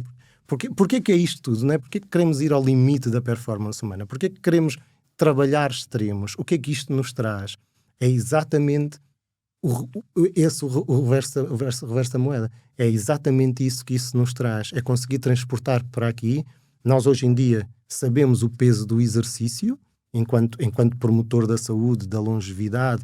O exercício neste momento, qual é o primeiro fator de gravidade numa doença? Qual é o primeiro fator que nós levamos em conta? É a idade, não é? É a idade. Se eu tiver um cancro aos 80 anos, pode ser o cancro que for, é completamente diferente ter um cancro aos 20 anos. Portanto, o primeiro fator é a minha idade em relação ao resto. Portanto, a idade torna-se um problema para tudo isso. O chegar, toda a gente hoje em dia diz que quer ter mais vida nos anos em vez de anos na vida, que a ciência nos coloca num declínio durante não sei quanto tempo. A verdade é que isso provavelmente era verdade há uma geração ou duas atrás. Os indivíduos de 30 ou 40 anos hoje em dia, existe uma globalização de uma consciência de manter a funcionalidade. Portanto, quando estou a falar, eu não estou a falar nem sequer de miúdos. Eu estou a falar já dos pais dos miúdos, não é? Da geração. Essa consciência já existe. Se existe depois informação correta para eles poderem fazer as melhores coisas, eu abro um podcast e diz-me que é a zona 2 de cardio, abro um podcast que diz-me que é a força de gripe, abro um podcast que diz-me que é tomar vitaminas de manhã. Portanto, e isso é que é o grande problema disto. Quando eu tenho um corpo humano que eu levo ao limite e eu percebo o que é que o mantém a operar naquele limite, não é? O que é que o faz com que ele consiga tolerar disrupções e conseguir e manter-se a operar, como quando ele consegue voltar à forma, à capacidade física, independentemente dessas interrupções, dessas disrupções que eu causo. Quando ele consegue operar no limiar da sua capacidade de forma contínua, não é? 99% da capacidade, ele consegue continuar a operar. E quando o declínio dele não é abrupto, quando o declínio dele é linear, é constante e devagar, eu tenho um indivíduo resiliente para aquela tarefa. A resiliência é uma condicionante de qualquer material. Portanto, eu quando sei isso, eu consigo dizer, ok, este fator e este fator, se não estiverem presentes, isto não vai acontecer. Este fator e este fator não são fundamentais em todos os indivíduos da raça humana? Tem que ser, não é? Porque eu sei que aquilo é fundamental para que o corpo se mantenha no limite. Portanto, aquilo vai ser fundamental. O que é que a Fórmula 1 traz ao dia-a-dia, não é? O que é que a Fórmula 1 traz para os carros do dia-a-dia? E porquê que é tão importante o campeonato? Porque é por causa do desenvolvimento tecnológico. Eu podia abrir fábricas e continuar a desenvolver tecnologicamente, não é? A NASA, quando abriu, tinha 600 mil engenheiros para o projeto Apollo. Não é? Quando em 61 o John Kennedy faz um discurso e diz nós até ao final da década vamos ter um homem a ir à Lua e voltar. Ele não tinha metido um em órbita, portanto era completamente... Eles foram buscar toda a gente da IBM, da Boeing, colocaram 600 mil engenheiros e eles deram resposta. E não foram eles que deram resposta. Acabam por dar respostas os que eles foram buscar aos alemães nazis numa operação paperclip e que meteram lá como responsável da NASA ou como responsável o engenheiro do Saturn V ou como o pai da medicina espacial, que também era do partido nazi, né? Portanto, tudo isto, tu acabas por ter essa resposta, por te dizer assim, ok, a Fórmula 1 traz os espelhos retrovisores dos carros, os travões, o controle de tração, os travões ABS, a direção assistida, a segurança de controlar a travagem, de controlar a deslocação do habitáculo e a segurança do passageiro em si. Tudo isso vem deles. E depois é testado durante todo o ano, às vezes durante 4 anos, porque os regulamentos mudam ao final de 4 anos, em todos os cenários possíveis. No deserto, em altitude no México, no meio do deserto, no meio da Indonésia com umidade, no meio... A tecnologia que existe dentro dos carros, quando chega ao final do carro de Fórmula 1, quando chega aquela tecnologia, a fiabilidade dela já foi testada imensas vezes. Aquilo quando é passado, dizer assim, não, isto não te preocupes, o carro pode andar no deserto, não há carro nenhum que não ande no deserto, ou que não ande no meio de Singapura com 60 graus e umidade de 90%, que não continua a operar, não é? Nenhum construtor do carro diz assim, o meu carro funciona, mas só se estiver em 30 graus porque a tecnologia, a Fórmula 1 permite isto, permite que eu teste a tecnologia, que eu coloque no extremo e ao estar no extremo ela vai responder de uma forma optimal no dia-a-dia. Mesma coisa, se eu meter um humano no extremo, eu consigo perceber como é que eu transporto estas coisas para uma forma optimal no dia-a-dia. Não é? Nós temos resultados com indivíduos normais que vêm ter connosco e que querem fazer alguma coisa que eu fico... Que a medicina diz que não é possível hoje em dia. Que a medicina diz assim, eu não vou reverter a osteoporose. Não é? A medicina diz isto. Eu posso mostrar pessoas, astronautas femininos com osteopenia e osteoporose em que os fatores começaram a reverter. E toda a gente diz assim, mas tu meteres impacto, que é o que ajuda ao osso, ou meteres determinadas coisas, o risco de fratura é muito grande. O risco de fratura e de lesão é muito grande. Pois é, por isso é que tens que ser muito bom naquilo que tu fazes, e por isso é que os meus treinadores têm que ser muito bons, e por isso é que a resposta tem que ser muito boa, e por isso é que tu tens fatores que medem a carga interna, aquilo que falávamos há bocado, que me permitem medir os níveis de inflamação, os níveis de resposta, e eu conseguir devagarinho optimizar aquilo. O exercício cura muitas doenças. Cura. Não é previne, cura. E se as pessoas tivessem a noção de que quando fazem exercício de uma forma com qualidade, de uma forma qualitativa, integrada, num ecossistema, aquilo que falávamos agora, num ecossistema à volta deles, que inclui o médico, que inclui o psicólogo, que inclui o fisioterapeuta, quando fazem isso, podem deixar de ter diabetes, podem deixar de ter hipertensão, podem deixar de ter imensas coisas. E isto não há médico nenhum que te diga que é mentira. Ok? Não há médico nenhum que te diga não, isto não acontece, não é possível. Não, eles sabem que acontece e eles próprios... Por isso é que os médicos começaram a promover o exercício, por isso é que os médicos são aliados da prática de exercício físico. E eles compreendem os benefícios do exercício. Agora, quando nós permitimos que termos treinadores que depois têm 15 dias de formação e estão a tentar ajudar as pessoas, estamos a brincar com algo que poderia ser muito bom. Essa era a pergunta que eu tinha a fazer. Porque é que um médico tão rapidamente direciona para um ortopedista, para uma questão específica de um ortopedista, e não consegue redirecionar para um personal trainer? É falta de confiança? É porque nós temos muita diferença de qualidade, não é? Como falávamos há pouco, nós temos muita diferença de qualidade na nossa profissão. Não te garante, nada me garante, mesmo eu a recrutar personal trainers. Eu tenho personal trainers com muita qualidade, muito inteligentes, muito capazes, e tenho personal trainers que não sabem. E isto não tem nada mal. Nós estávamos a falar dos níveis de aprendizagem há pouco. Eu quando comecei a minha carreira, eu não sequer sabia o que é que não sabia. Eu não sabia. Tipo, sei lá, o que é que eu vou aprender? Não sabia. Estava a estudar para fisiologia. E depois tu começas a perceber o que é que não sabes, não é? Começas a dizer assim, eu já sei disto, mas eu ainda não sei daquilo. Ainda não sei de outra coisa, não é? Depois começas a perceber do que é que tu já sabes muito, do que é que tu já és capaz de fazer. Eu já percebo de sistema cardiovascular. Eu sei que o pâncreas funciona de forma endócrina, que vai produzir de forma endócrina, vai produzir estas hormonas e o glucagón e vai libertar depois a seguir aqui a regular o açúcar, a insulina. Eu sei que depois aqui de forma endócrina vai promover as enzimas para juntar. Eu sei que as ilhotas de Langerhans lá dentro é que produzem estas coisas. Eu sei que nos nefrões dos rins vão ajudar a controlar a tensão arterial, que isto vai ajudar aqui. Se for depois para o eixo HPA, não é? Hipófise adrenal, depois chegas ali, pituário adrenal, e isto vai-me ajudar a controlar as respostas. Eu começo a perceber daquilo que eu sei em termos fisiológicos, eu começo a perceber como é que o corpo responde. Tu estás aí e dizes assim, ok, eu já sei disto, eu consigo ser um especialista em algo, eu já sei sobre isto muito, muito, e cada vez mais. Depois começam-te a surgir outras questões, e dizes assim, olha, os meus rins, o glângulo aqui de baixo, que é o que bloqueia, por exemplo, quando nós tomamos um diurético, não funciona a alça dente, que chama-se alça dente. Não funciona aqui, eu tenho um problema ali. Eu como fisiologista, digo, se tu tens um problema ali, vai acontecer isto na tua tensão arterial, vai acontecer isto, o teu médico tem que te prescrever alguma coisa que faça isto. E ele diz, pois, o meu médico prescreveu-me este fármaco. Eu, ok, faz sentido. E eu consigo perceber, como fisiologista, eu começo a não saber o que eu sei, percebem?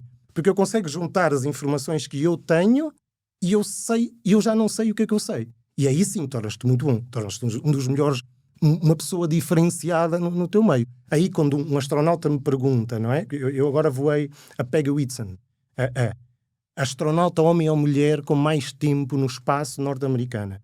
Hall of Fame da NASA. Primeira comandante do corpo de chefe de astronautas da NASA não militar. Homem ou mulher. Primeira não militar. A primeira mulher a comandar a Estação Espacial Internacional. 2 vezes. Bioquímica. PhD. Menções em todas as melhores universidades do mundo como referências pelos estudos que ela contribui. Agora está a fazer um estudo por causa do cancro que mata as células. E ela que está a fazer. E ela chega a pé de ti com um problema e tu começas a responder e começas a dizer assim, isto para mim funciona assim, como é que funciona isto? Não sei o quê, não sei como é. E a pessoa diz, pois, faz sentido, Emiliano. E ela depois te elogia no final a dizer que faz sentido tu estás na missão. E sim, isso é que te enche o ego, não é? Quando tens este tipo de pessoas a elogiar-te, isso enche o ego. Mas isso só vem com conhecimento e com trabalho. Isso só vem porque eu sou maluco, porque eu estudo todos os dias, porque eu leio, porque eu falo com pessoas que sabem, porque eu vou à procura das coisas e porque eu chego lá e sou capaz de dizer assim, ok, então isto não vai acontecer e aquilo não vai acontecer. E como é que tu vais mudar aqui aquele estímulo? E se eu colocar isto? E se eu colocar estes problemas? Eu brinco no meu laboratório. E eu brinco no meu laboratório, recorro às pessoas para conseguir executar as coisas que eu depois discuto com elas. E muitas das vezes eu estou a discutir com alguém e ela convence-me perfeitamente do contrário. Diz, Emiliano, eu falo com o meu neurofisiologista, por exemplo, o meu neurocirurgião, o meu neurologista do centro, quando estou a meter e a ver como é que o cérebro está a trabalhar no coisa, e pergunto, então isto aqui, se eu lhe desse... Nós estávamos, a determinada altura, eu pensei que nós tínhamos os capacetes dos pilotos, não é? E eu que podia estimular o cérebro. Há 2 maneiras de estimular o cérebro, eletricamente ou magneticamente. Tratamentos médicos para muitas condições, que são formas de estimular o cérebro. E eu disse, ok, aqui o córtex motor que está na frente, se eu estimular aquilo com eletricidade, vamos ver, não sei o quê, vamos testar. Assim, quem é que quer ir para aí, vamos testar as coisas, vamos colocar e vamos ver como é que ele responde. Responde melhor motoramente? Não responde? Ok, vamos estimular magneticamente. Ok? E tu vais procurar na literatura estímulo magnético do córtex cerebral para uma determinada tarefa motora num simulador, não existe. Eu tenho que ir testando, tenho que ir vendo. Porque eu pensei, não é doping se eu colocar um ímã numa estimulação magnética enquanto eles vão conduzir para o cérebro. Se isto lhe der uma capacidade cerebral melhor sendo o atleta cognitivo, porquê é que eu não vou ter esta vantagem? Porquê é que não? Eu só tenho que fazer homologar o capacete para ele poder funcionar. Estas ideias, estas coisas, estas vantagens que tu começas a colocar, que tu começas a fazer, que tu começas a testar e chegas à conclusão que pode ou não resultar, que fazem ou não fazem sentido, depois a seguir dão-te a capacidade de tu conseguires dar-se uma resposta completamente fora da norma, completamente fora de série, não é? Completamente a um nível de melhores do mundo. Se tu reiniciasses toda a tua carreira hoje e começasses como um personal trainer num ginásio comercial amanhã, aquilo que tu garantias é que estavas todos os dias da tua carreira a estudar? Eu quando digo estudar, eu estudo todos os dias. Eu olho para alguém e às vezes já nem vejo a pessoa. Estou a ver o corpo, estou a ver os órgãos, estou a ver as coisas, como é que está aqui, estou a imaginar como é que aquilo está a funcionar, não é? Outro dia tínhamos um atleta que fez uma ablação porque estava com fibrilação auricular, que é uma coisa muito perigosa cardíaca, e ele já tinha estas sístoles e nós achávamos que era um problema relacionado com a hidratação. Ele fez a ablação, o médico disse que estava resolvido, eu disse, não está, eu vou-te desidratar e isso vai acontecer outra vez. E ele, não, e agora? Eu desidratei-o, meti-o numa prova, fibrilou auricularmente imediatamente. Porque tudo me dizia que aquilo era de uma determinada resposta. E depois ele tem que até fazer uma cirurgia outra vez, tem que fazer outras coisas outra vez. Agora, a forma como isto acontece, se eu tivesse que começar a minha carreira, eu brincava mais com os meus atletas. Percebes? Eu utilizava-os mais para fazer experiências. Eu fazia ainda mais coisas. Porque é o que eu gosto. É isso que eu quando peço ao Josué, ao treinador do Godó, ou quando peço à Juliana, à fisioterapeuta, vamos fazer isto assim, vamos tentar mudar este protocolo. Se alguém escreveu este livro, vamos tentar mudar o protocolo. Vamos tentar colocar um livro novo. Vamos tentar escrever as coisas. Vamos ver qual é que é a resposta que nós temos. Corre bem? Corre mal? Não há problema. Eu não tenho muito medo de errar. Eu não tenho muito medo de fracassar. Portanto, eu não tenho muito medo de bater com a porta na parede e chegar lá e que se tu não tiveres medo de errar, arriscas-te a que um dia dá certo. Não é? Eu outro dia estava com o diretor da DAA, dos Estados Unidos, sabes? DAA? Drugs and Administration. E ele dá-me o cartãozinho dele. Eu estava numa casa com astronautas e, claro, eles dão-se com estas... E ele dá-me o cartãozinho. Helena, não sei o quê. Dá-nos lá a beber umas cervejas.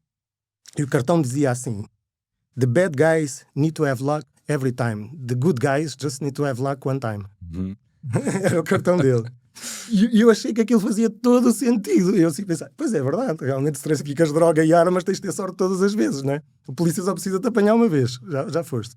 Portanto, e muitas vezes com os cientistas, a parte como se desenvolve o sistema científico é assim.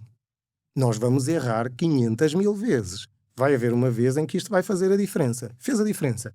Vamos começar a perceber se vai fazer diferença com toda a gente. Vamos chegar a perceber se só faz a diferença contigo. Então vamos aplicar. Vamos conseguir. Pois, ao final de 5, 10, 15 anos, tu tens muitas coisas que tu sabes que faz a diferença, não é? Muitas coisas que tu sabes que vais implementar. Nós colocamos os treinos dos nossos miúdos, mas não me vês a colocar o que é que faz o Marco, não é? Nas minhas redes sociais. Nem ele mete. Portanto, nós percebemos que há coisas que nós sabemos, que nós fazemos, que fazem a diferença. Eu consigo fazer muita diferença quando estão 50 graus na pista. Eu consigo fazer isso. Eu tenho protocolos de tolerância de calor que eu sei que eles respondem muito bem, que os meus militares respondem muito bem. E que eu sei que e isso eu sei que é uma vantagem. Percebes? Essas coisas criam-te valor. A partir de determinada altura, tu tens de ser muito humilde a trabalhar. Mas o teu valor só vem da tua arrogância como certeza daquilo que tu fazes. Eu digo, ok, eu garanto que vou-te ajudar nisto. E isso eu tenho a certeza. Eu sei o que eu sei. Okay? E estas coisas que tu consegues colocar é o que te dá valor. Eu hoje em dia chego ao pé de um atleta e digo assim, tu trabalhas comigo, tu não trabalhas comigo. Ponto final, parágrafo. Porque eu sei que tu não vais estar disposto a trabalhar, a obedecer, a fazer. E quando tu chegas a este nível, sim, tens uma carreira diferenciada. Pois claro, como eu disse, hoje em dia é muito fácil sermos gurus de tudo e sabermos de tudo e perceber de tudo. Eu não percebo de tudo. Eu não sou guru de nada. Mas eu sei como chegar e como escolher dentro daquela informação toda que está disponível, dentro das coisas todas que estão disponíveis, dentro dos laboratórios que eu tenho, como é que eu consigo chegar lá? Vai ser uma questão de tempo. Como tu me dizias há bocado, para mim tudo é possível, não é? Tu dizes assim, podem-me chamar de não sei o que eu quero chegar a este ponto da minha vida. Eu acredito que tudo é possível. Eu acredito que se alguém trabalhar, se dedicar, tiver capacidade de esforço suficiente, pode ganhar um prémio Nobel, pode descobrir determinadas coisas. Senão não é a esperança que move a humanidade. Senão andávamos à procura da cura para o cancro há não sei quantos anos, não é? Nós continuamos com a esperança que vamos encontrá-la e continuamos a chegar a respostas erradas, a protocolos errados, e vamos lá chegar. E em tudo nós podemos ser assim. As experiências são o nosso erro mais valioso? Sem dúvida. As experiências é o que fazem o que tu és, não é? Sejam boas e sejam más, tudo tem consequências. Eu estou a falar aqui quase como o erro que não tivesse, tudo tem consequências na tua vida. Tu amanhã fazes um erro e acabas com a tua carreira. Fazes um erro e acabas com a tua realidade. Ela muda. Estás disposto a assumir esse erro? Estás disposto a fazer? Estás disposto a assumir as consequências de tudo o que se passou na tua vida? Se tu estiveres disposto e se tu lidares com as consequências de uma forma que elas contribuam para o teu crescimento, as experiências, sejam boas, sejam más, são as coisas que fazem quem tu és, não é? Como dizia o outro, nós somos as pessoas que conhecemos, os livros que lemos, as viagens que fazemos, nós somos muito mais que isso. Nós somos as nossas decisões. E tudo é uma decisão. Tudo é uma decisão. A dor é uma decisão. A vontade de trabalhar, de acordar para ir fazer alguma coisa é uma decisão. A saudade é uma decisão, não é? Se eu não pensar numa determinadas coisas, aquilo não vai acontecer. Pode ser voluntário ou involuntário. Eu não estou a dizer que é uma decisão voluntária, atenção. Continua a ser uma decisão. Se tu passares de involuntária a voluntária, estás um passo em frente para conseguir alterar o teu processo de decisão. Agora, se tu compreenderes isso, tu vais conseguir melhorar e fazer das tuas experiências o caminho para aquilo que tu queres ser. Porque as tuas experiências podem te levar lá.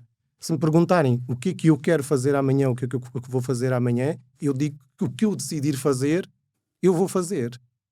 E pode não acontecer. Nós estávamos a falar do Shackleton, da expedição à Antártica do Endurance.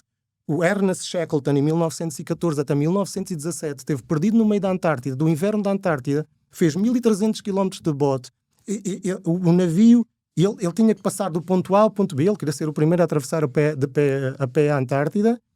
O navio, antes de chegar à Antártida, eles ficam ali bloqueados, têm que comer os cães que levam para poder chegar aos astronautas ao final de um ano ali, saem em botes no meio do mar do Weddell, que é um mar perigosíssimo, para ir em direção a Elephant Island. Chegam a Elephant Island, percebem que não podem ficar ali, que não há população, que vão morrer, pegam num outro bote, vão até a Geórgia do Sul, ainda têm que fazer chegam ao outro lado da Geórgia do Sul, têm que fazer a Geórgia do Sul toda a pé, para ir chegar a uma estação baleeira, para ir buscar o resto dos companheiros que estão na Elephant Island, para poder salvar. Ele, quando chega e termina a Primeira Guerra Mundial, que eles saem no início da Primeira Guerra Mundial, ele, quando termina a Primeira Guerra Mundial, a rainha reconhece da Inglaterra, ele é considerado o maior explorador de todos os tempos, é considerado a maior expedição, porque não perdeu um único homem no meio daquilo tudo. Estamos a falar em 1914, 15, 16, 17, não é?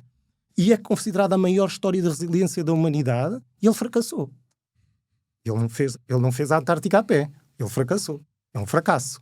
Não é? Mas provavelmente descobriu muito mais do que se fizesse a Antártida. E é isso que conta na vida. Se tu acreditares, se tu fizeres as coisas, não importa se chegas ao final. O caminho é o que vale a pena. O acreditares é o que vale a pena. Se disserem assim, tu és capaz de fazer uma coisa, eu digo sim. Se eu acreditar que sou, as pessoas... Eu às vezes estou a falar com a minha equipa e eu acabo de falar e digo assim, isto é megalómano, não é? E ela... E eles respondem, é megalómano para os outros. Para ti, nós não sabemos o que é megalomania. Percebe? Mas é isso, tu achas que és um curioso nato ou que vais recebendo desafios que te despertam a curiosidade? Porque no fundo é isso que te faz mover, correto? É isso que me faz mover. É a minha curiosidade que me faz mover sempre. É muito mais do que o resultado que o meu atleta atinge, não é? Muito mais que ganhar um campeonato ou fazer aquilo bem, é eu perceber que o que nós fizemos, não é? Tem uma determinada resposta e eu perceber como é que eu posso ir mais além, como é que eu vou mais buscar as coisas. Eu vejo ele a ter uma resposta. Eu vejo umas atletas a darem uma entrevista e quando eles dizem uma coisa que eu lhes digo num briefing, eu bato palmas. E ninguém percebe porque é que eu estou a bater palmas, não é? Ninguém percebe porque... Nós temos um atleta que, por exemplo, quando o Mark cai e o Mark diz, eu nesta moto, eu estava-lhe a tentar explicar qual era a situação de focos em cima da moto. Qual era o nível de focos que eu queria? E eu expliquei-lhe, tipo, eu sei que quando tu estás sozinho e relaxas, tu não medes os parâmetros todos e vai acontecer o erro, não é? Enquanto tu tens a adrenalina muito alta, que nós fomos para enquanto tu tens a tua adrenalina, a tua noradrenalina muito alta, tu não erras. Tu pegas a moto em último e passas para primeiro porque a tua adrenalina está ali, tu nem sequer te controlas, tu vais até ao final, ainda este ano caiu, ainda foi a oitavo na mesma corrida. Eu tenho certeza que ele não falha. O cérebro dele está, em vez de 60 bits ou 132 que a gente passa por segundo, o cérebro dele está a 500, está ali. As ondas cerebrais dele ele está em estado de flow, está completamente focado, a adrenalina está a ajudar, o foco está todo lá. Quando isto baixa, temos um problema, ok? E eu estou-lhe a explicar e estou-lhe a dizer, sabes quando danças com uma rapariga, tu queres estar relaxado, mas não podes falhar os passos, não estás a dançar tango, tu tens que te lembrar tudo o que tens a fazer e tudo o que tens... Estar com a mota numa situação de relaxamento também tem que ser como dançar. Tu tens que estar lá e tu tens de estar atenção a todas as coisas, porque senão a menina, vais pisar a menina e depois a seguir tens um problema com ela. Portanto, é esse nível de focos que a gente quer sozinho, é esse nível de não sei o quê. E ele chega na entrevista à seguinte e diz, pá, a moto de antes era assim, eu com esta moto tenho que dançar. E eu digo, é isso mesmo, ponto final. Tenho atleta, é isso que eu quero do meu atleta, é essa resposta que eu quero ouvir. E o fim de semana nem sequer tinha começado, percebes? Eu sabia que ele ia exatamente para o ponto que eu queria. Eu sabia que ele ia exatamente para o ponto de performance que nós queremos em termos mentais, porque ele compreendeu, porque os exercícios que nós criamos depois no dia-a-dia são a reflexo daquilo. Eu explico onde é que eu quero chegar, qual é a sensação que ele tem, eu vou-lhe buscar um exemplo, não é? Nós somos feitos, nós só conseguimos convencer por histórias, não é? A principal parte da performance é o desenvolvimento pessoal. Do eu. Não é o desenvolvimento pessoal como se fala muitas vezes hoje em dia, há bons contos, maus contos, não interessa. É o desenvolvimento pessoal. Mas o desenvolvimento pessoal só funciona quando tu consegues que realmente haja uma história que faça sentido para ti. Se o teu propósito de vida servir uma história, servir algo que é o teu percurso, a tua experiência, se a tua filosofia estiver alinhada com esse percurso que tu queres fazer, se a tua filosofia da vida, os teus valores, as tuas coisas estiverem alinhadas com isso. E depois, se tu tiveres as pessoas certas, o contexto certo, não é? Não é à toa que a maior parte das pessoas que têm problemas vêm de contextos com problemas. As coisas têm diferente. Tu tens que te rodear, tens que ter contexto certo, as pessoas certas, o ecossistema certo para poder fazer. Esses fatores juntos permitem que tu chegas lá. Quando eu digo que há coisas em comum entre os campeões do mundo que trabalham comigo, essas coisas são muito óbvias para mim. Esses fatores, quando estão juntos, eu olho para um atleta e eu digo assim, tu tens o potencial, nós vamos conseguir trabalhar isto, agora depende de ti. Não é? Eu tenho muitos treinadores que estão a ralhar com eles porque mandam fazer 50 agachamentos, com os miúdos. Mandam fazer 50 agachamentos, estou a dar um exemplo, sim. E eles fazem 40 e dizem que estão cansados. E os treinadores dizem assim, não, tens de trabalhar. Não és tu que tens que fazer, Pedro ou Manuel, é o atleta, ele é que tem que perceber que se isto é bom ou não para ele. Se ele não quer fazer os 50, tu dizes, para tu conseguir chegar a este patamar de força tens que fazer 50. Isto não é obrigatório. Tens que fazer 50 para conseguir chegar aqui. Se não queres chegar aqui, tudo muito bem, faz os teus 40, estás cansado, queres ir-te embora, já estás tranquilo por hoje, já sentes que está bem, tudo bem. Nem perdes tempo Claro, tudo bem, à muito procura bem, que ele chegue vemo-nos lá. amanhã, adeus. Ele chega amanhã, começa a competição, ficou em quinto e ele disse, trabalhei toda a semana, não sei o quê. Pois trabalhaste. É verdade. Agora, não tens à espera de passar para a minha responsabilidade que tu faças os 50. Trabalhaste, fizeste os 50 todos os dias, nós temos que era necessário 50 para chegares ali. Fizeste os 50?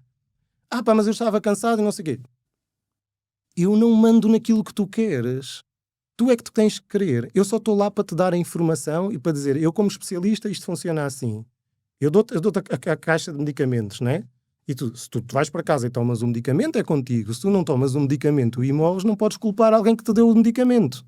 ou eu achar que ele não funciona. A tua vida é muito facilitada porque tu identificas muito facilmente aqueles que fazem sempre 50 e nem questionam. Eu não quero trabalhar com os outros, atenção. Ele no primeiro dia que começa a dizer que se faz 40 com o meu treinador, ele tem os dias marcados a trabalhar comigo. Eu começo aí a perceber, tipo assim, olha, ok, vai chegar ao final do ano, este atleta não vai continuar connosco. Ponto final, parágrafo. Qual foi o erro mais importante que cometeste?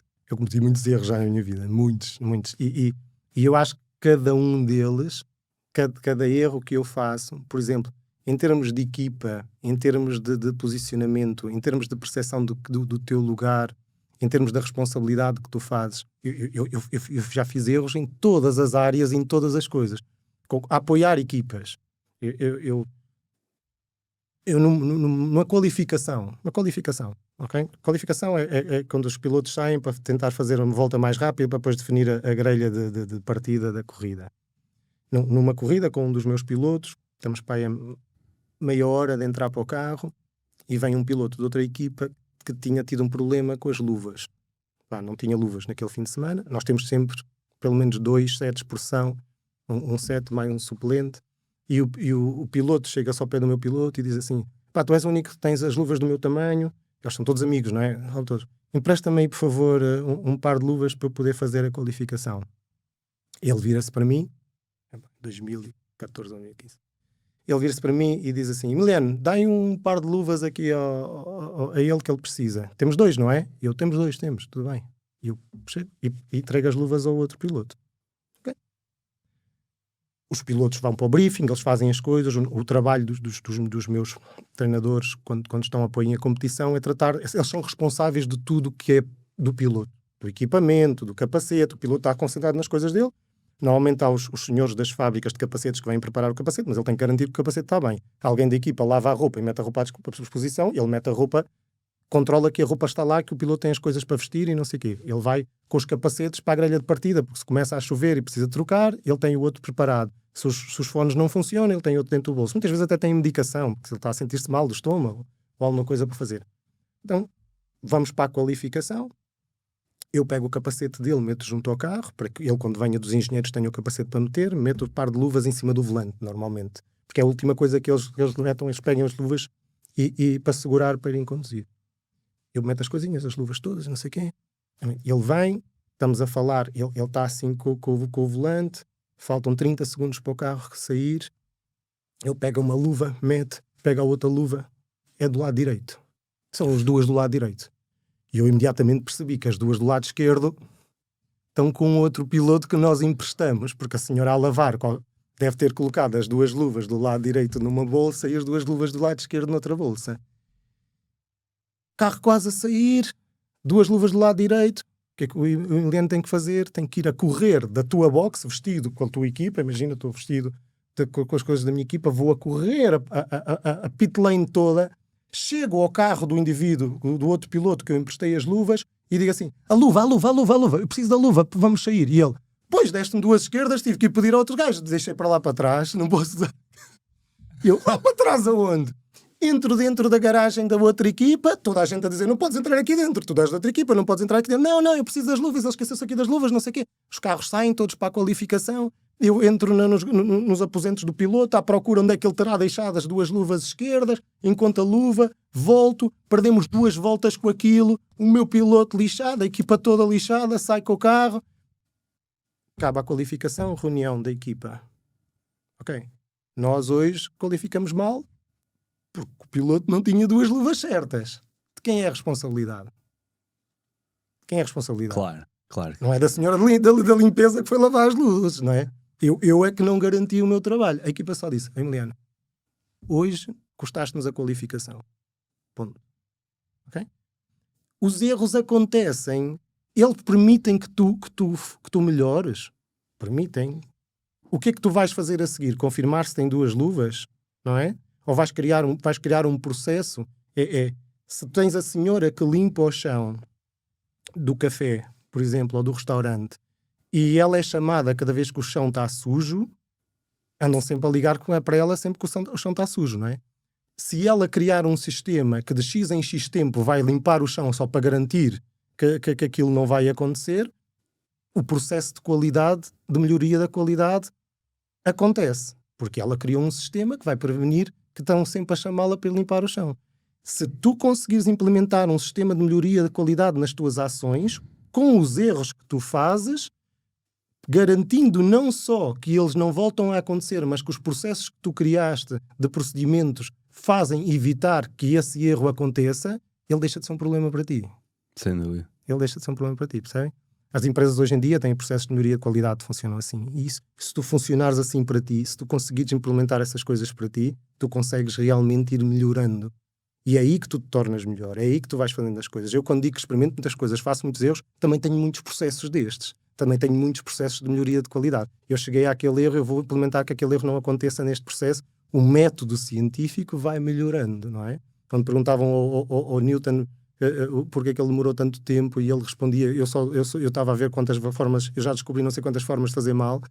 É realmente algo que nós podemos colocar para melhorar, e nós temos que ser disciplinados para conseguir implementar isso, que é outra questão em termos da melhoria.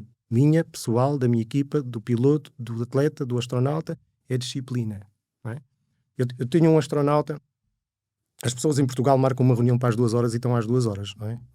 E na maior parte dos países tu marcas uma reunião às 2 horas, a reunião começa às 2, portanto é bom que estejas lá antes para a reunião começar às 2, porque a reunião começava às 2 horas. Eu tinha um dos meus astronautas que tinha um trabalho comigo, tínhamos que fazer uma avaliação todos os dias às 5 da manhã. Eu o primeiro dia cheguei lá às 5 e um quarto, às 5 menos um quarto. 5 menos um quarto, ele chegou às 5 menos um quarto. Gostamos os dois ao mesmo tempo. Para começar às 5 horas. Eu, ok, está bem, amanhã não quero chegar. Depois dele, já percebi que ele chega um quarto de hora, vim às 4h30. Ele chegou às 4h30. Eu, amanhã vou vir às 4 e um quarto. A determinada altura, às 3h30 da manhã, estávamos a começar a ação. Sem falar um com o outro. E no nosso horário estava às 5 da manhã. Imagina, estávamos a deixar de dormir. A determinada altura estávamos a começar às 3h30 da manhã sem falar um com o outro. Eu não queria chegar depois dele, ele não queria chegar depois de mim. Percebem? Ele percebeu que eu chegava antes, ele chegava antes. E isso sim é disciplina, isso sim é colocar um parâmetro a um nível de resposta que a determinada altura dizer assim, bem, se calhar estamos a acordar um bocado cedo, não? Vamos começar a mandar isto aqui e vamos garantir que começamos a esta hora. E estas coisas que tu não falas, que tu dás uma resposta, que tu mostras que estás à altura de um indivíduo que é excepcional, né? Estás a falar de um indivíduo que é engenheiro do CERN, não é? Em Geneva. Portanto, estás a falar de um indivíduo excepcional e que ele não vai ter menos disciplina do que tu. Nunca. Ele não vai dar-se por vencido em nada. Ele quando te faz uma pergunta, ele tem 10 respostas possíveis e quer perceber qual delas é que tu vais dar. Portanto, quando tu tens esse nível de pessoas a falar contigo, tu percebes, sim, eu percebo que a minha humildade está aí. Eu compreender que eu não tenho o cérebro dele, eu não tenho a capacidade dele de resposta, eu tenho que ter capacidade de trabalho para compensar, tenho que ter capacidade de estudar, tenho que ter capacidade de conseguir saber as coisas para conseguir ter aquela resposta. Um astronauta é considerado um atleta? Sabes que quando começaram os programas das viagens ao espaço, os Estados Unidos não sabiam o que queriam encontrar. Sabem porquê que começou a corrida espacial? As viagens espaciais? Quando acaba a Segunda Guerra Mundial, os nazis, a Alemanha perde a guerra, há a Operação Paperclip, ou seja, entre os Estados Unidos e a Rússia tenta-se ir buscar os melhores cientistas disponíveis na Alemanha para ajudar e contribuir ao desenvolvimento dos países. Os dois países que oferecem melhores condições para esses cientistas poderem ir são os Estados Unidos e a Rússia, né, que os ganharam. Foram cerca de 1.600 para os Estados Unidos. Mas a Alemanha possuía uma tecnologia que eram os primeiros mísseis intercontinentais, que eram os V2, e o indivíduo que chamava-se Wernher von Braun, que tinha desenvolvido esses mísseis intercontinentais, leva os mísseis para os Estados Unidos. A Rússia não consegue os cientistas principais, vai para os engenheiros, vai para uma parte dos engenheiros, vai para uma parte das pessoas que estão a desenvolver as coisas. Estes mísseis podem fazer a diferença na luta entre os países. Começa a Guerra Fria, há uma probabilidade de um país invadir o outro, começa ali a haver a Guerra Fria. A Guerra Fria é baseada na possibilidade da Rússia poder invadir os Estados Unidos, ou os Estados Unidos poderem invadir a Rússia, não é? E eles, para provar a eficácia desses mísseis, eles começam a lançar os mísseis, eles começam a lançá-los para o espaço. Okay? Para provar a eficácia. Portanto, começa a ser uma guerra militar. Então queremos provar como é que nós vamos colocar lá. O problema é que os Estados Unidos estão a testar os mísseis V2 e a Rússia imediatamente mete o Sputnik 1, que é o primeiro satélite que fazem voar, e fazem voar em cima dos Estados Unidos. E os Estados Unidos ficam completamente loucos. Vernon von Braun, o cientista líder destes mísseis, toma conta, eles reúnem as melhores pessoas do exército, da Força Aérea e da Marinha e fazem uma organização que se chama NASA para poder desenvolver isso e começa a guerra ao espaço. Nós queremos provar que temos mísseis capazes. Os Estados Unidos têm tentativas falhadas, a Rússia mete a Laika. Os Estados Unidos têm tentativas falhadas, a Rússia mete Yuri Gagarin, primeiro homem no espaço. A coisa torna-se a uma dimensão tão grande em termos dos Estados Unidos que é aí que o Kennedy faz o anúncio que quer ir à Lua. Nós não vamos meter um homem. Eles metem um homem no espaço, nós vamos à Lua e vamos voltar e vamos ser capazes, vamos fazer. Começa o projeto Mercury. O projeto Mercury vai buscar 472 pilotos de caça, os maiores prodígios que existiam na Marinha, que existiam na Força Aérea, que já estavam habituados a voar a alta altitudes, a fazerem viagens na estratosfera, para conseguirem tolerar aquilo que eles não sabiam que poderia haver no espaço. Era um ambiente hostil, ninguém sabia. Vão buscar um dos cientistas nazis, que é o Hubert Struckhold, que é o homem que mais testou experiências completamente desumanas que depois a seguir foram levadas em causa a carreira dele e as coisas dele, porque ele testou o processo de destanilização no corpo humano da água através do fígado, fazendo autópsias em pessoas vivas, a tolerância ao frio, colocando pessoas a congelar até à morte e ver quanto tempo é que elas duravam. Estamos a falar aquelas experiências horríficas da Segunda Guerra Mundial. Então o Hubert toma conta disto para desenhar o programa de preparação destes indivíduos. Destes 472 passam para 36 e passam depois para 7. É o Mercury 7. Na sétima missão do Mercury é uma cápsula apenas com um homem, eles depois a seguir lançam o primeiro americano no espaço, Alan Shepard, depois a seguir lançam o Ed White, que é o primeiro a fazer um EVA. Eles fazem as missões Mercúrio e depois, como há o anúncio da Apollo que era ir à Lua, eles tinham que fazer uma coisa no meio para conseguir testar como é que o corpo humano sobrevivia ao espaço. Eles sabiam que ele conseguia ir à órbita e voltar, mas não sabiam se o corpo humano conseguia se manter lá Então há um projeto que se chama Gemini, em vez da cápsula ter só numa lata a andar à volta tem 2 indivíduos. Esses indivíduos depois juntam-se mais outros 7 indivíduos. Eles eram 6. E a NASA tinha um piloto que já testava aviões na estratosfera, que estava fora desses 472 prodígios, era um piloto mesmo da NASA, e esse senhor chamava-se Neil Armstrong. Ok? Então tens os maiores prodígios dos Estados Unidos e o Neil Armstrong, que era o que já estava lá na NASA. Eles começam a treinar tudo o que é possível fazer para conseguir fazer as viagens ao espaço e à Lua. E todo o sistema de treino, há um documentário muito giro que chama-se Apollo Astronauts, How to Train Apollo Astronauts, qualquer coisa assim, na Netflix, na Disney, e vocês podem ver esta história. Eles desenvolvem tudo o que é possível. Todos esses 12 indivíduos foram os 12 indivíduos que até hoje na humanidade foram à Lua. Esses indivíduos. Depois a seguir, quando começa a haver a Apollo, eles a seguir começam a juntar a capacidade de depois poder fazer acoplar 2 naves em próprio espaço, porque isto era necessário porque na Lua o módulo lunar baixasse e voltasse a acoplar, fazer um EVA. Um EVA é um Extra Vehicle Activity, que é sair e fazer atividades fora da nave espacial. Tudo isto é treinado com estes indivíduos. Mas estes indivíduos passam pelos maiores testes possíveis que os humanos poderiam fazer. Ok? Estes 6 indivíduos que são treinados, estes 472 que passam a 36, que são depois testados ao limite, eles tinham que ter conhecimentos de engenharia, tinham que ter 1500 horas de voo, tinham que ter menos de 40 anos, tinham que ter menos de 1,70 m, portanto tinham que ter uma série de coisas, são indivíduos excepcionais.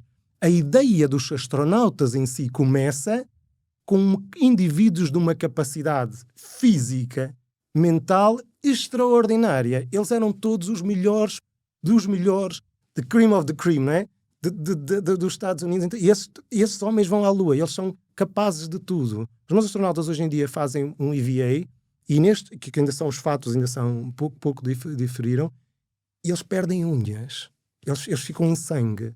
Porque tu estás num fato que é pressurizado, como se fosse uma nave espacial à tua volta, tu não estás a tocar nas pontas, não é? Depois tens que apertar um parafuso. Para uma coisa que está de metal, cheia de metal, para conseguires apertar um parafuso, tu não tens nenhuma coisa que tu consigas agarrar para criar uma alavanca. Tens que criar uma alavanca dentro do fato. A Peggy Whitson só teve sucesso como astronauta porque ela era uma atleta de nível olímpico. Ela hoje em dia faz agachamentos com 60 anos de 160 quilos completo. É inacreditável quando tu vês aquela mulher. Tu vês, ela fez o que fez porque ela tinha uma força descomunal. Sempre durante a sua carreira. Porque entrar num fato que era feito por um homem que ela está a dançar lá dentro para conseguir fazer as coisas, que saem completamente arrebentados, tudo isso dava aquela ideia. Mas isso não foi só verdade. A primeira missão em que eles começam a ver que no espaço, é a Apollo 17 a última, que vai o Gene Waitman, em que eles dizem assim, ok, mas faz sentido é cientistas, não é? Faz sentido é fazer experiências, e os cientistas não são...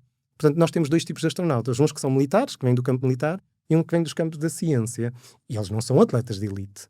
Mas também para ir para o espaço não precisam de ser atletas de elite. Eles podem ser perfeitamente indivíduos perfeitamente saudáveis. Claro, quanto mais massa muscular têm, menos massa muscular vão perder, não é? Melhor vão estar. Quanto mais for a saúde óssea, melhor vai ser a saúde óssea quando voltar. Portanto, a capacidade da preparação física conta. E tem um valor muito importante, principalmente para missões de longa duração. Mas essa imagem de atletas de elite vem desde os primórdios, desde o início das viagens espaciais, que nós dizemos, estes indivíduos são inacreditáveis como atletas. Hoje em dia já não é verdade. O Buzz Aldrin, que é o segundo indivíduo a pisar a Lua, né? Que nós temos aqueles bonecos do Buzz, da Pixar. É ele, né? É inspirado nele.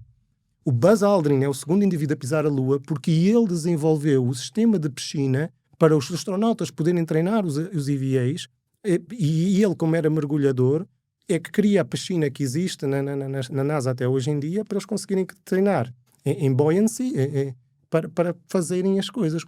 Era um engenheiro notável. E o Neil, porque era o menino da NASA, né? Porque era o indivíduo que estava ali, que era o que tinha mais experiência em desenvolvimento da aeroespacial, em desenvolvimento, era o piloto deles, era o piloto que dava os inputs para desenvolver as coisas. Mas tudo isto, quando nós falamos, a Rússia está a fazer o mesmo. Para ter uma ideia da capacidade da Rússia, Saturn V, que é o foguete que vai à Lua, que tem 5 motores. Sabes como é que chamam os motores que estavam no Saturn V? Como? F1. Já sabe, a Fórmula 1. A Fórmula 1 é o nome do motor que levou o homem à Lua. A Saturn V tinha 5 F1s. Mas a Fórmula 1 já existia quando o homem foi à Lua. O homem foi à Lua a partir de 57. O desenvolvimento do F1 vem logo dos mísseis da Segunda Guerra Mundial, porque é o Werner von Braun que faz, que é o Chief Engineer. Depois há outro que é o Arthur Rudolph, que é o engenheiro mesmo do Saturn V, que é, portanto, já vem aí. Portanto, há todo o conceito, quando eles chegam ali, e a Fórmula 1 começa com o Bernie Ecclestone, que era um vendedor de carros, e depois começa a juntar as coisas, não sei o quê, depois começa a fazer Fórmula F1 é os motores da NASA. Incrível. Mas a Saturn V tem 5 motores. Enquanto isto, para vocês perceberem a dimensão da Rússia, um indivíduo chamado Sergei Gorgalev faz um motor. Um motor que ele, devido à Guerra Fria, apaga a forma como é feito. E ele apaga os planos da forma como fez o motor. Esse motor até hoje é o que voa no Soyuz, no programa espacial da Rússia. Nós, a melhor que conseguimos, hoje o Falcon 9 tem 9 motores. Nós, o melhor que conseguimos foram os 5 motores da Saturn V, não é? Falcon 9, a Starship tem 32 motores, a Rússia voa com 1. A instabilidade da explosão que tu tens que gerar com os tanques de combustível, a precisão, porque é o motor que roda para poder dirigir a nave, a capacidade, não é que eles não sejam capazes de replicar, o motor já vai na versão 7 ou na versão 8. A questão é que aquele indivíduo, Sergei Gorgalev, fez o que nenhum outro humano conseguiu fazer, que era conseguir meter um foguetão com um motor. Compreende? A Rússia tem... A Valentina Tereshova, que é a primeira mulher no espaço, é russa. Portanto, eles têm realmente uma capacidade, tiveram uma capacidade, lá está, durante a operação Paperclip, uns foram buscar os diretores, outros foram buscar os engenheiros. Houve ali uma diferença e eles foram capazes de dar aquela resposta. Mas o que nós fizemos em ir à Lua é tão extraordinário que eu, quando falo com os que ainda estão vivos das missões Apollo, e eu vejo que é completamente louco e insano. Não é? Hoje em dia já não podemos levar um humano e dizendo assim, olha, se morrer, morreste, se não morrer, não morreste. Não é? O que aconteceu em Apolo 13 de explodir a parte do combustível e começarem a ficar sem ar, hoje em dia já não é possível. E nós ainda estamos a atrasar a Artemis e a tentar ir à Lua já há vários anos, porque ainda nem sequer somos capazes de garantir as mesmas condições para que os humanos hoje em dia possam lá voltar. Portanto, vejam quanto extraordinário e quanto louco era naquela altura. E depois, quando nós compararmos o desenvolvimento da humanidade nesse espaço, não é?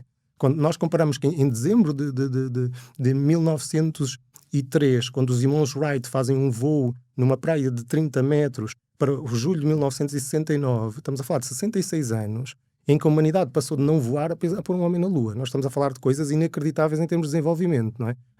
É como passar de não saber o que é um avião a meter um homem a 400 mil km de distância. Isso é incrível. Isso é incrível. A estação espacial está a 400 km. A Lua está a 10 vezes mais, 400 mil km da distância. Impressionante. Como é que tu explicarias o que é a neuroplasticidade e a adaptação crónica? A De uma forma neuroplasticidade. simples. Se não és capaz de explicar de uma forma simples, não percebes o assunto. Todos nós achávamos que os neurónios se desenvolviam até uma idade dos 4 anos, aí começam programas escolares, e depois a partir daí havia uma estagnação do desenvolvimento neuronal no cérebro, e que depois íamos perdendo neurónios ao longo da vida, íamos perdendo a capacidade. Hoje em dia sabemos que não é bem assim.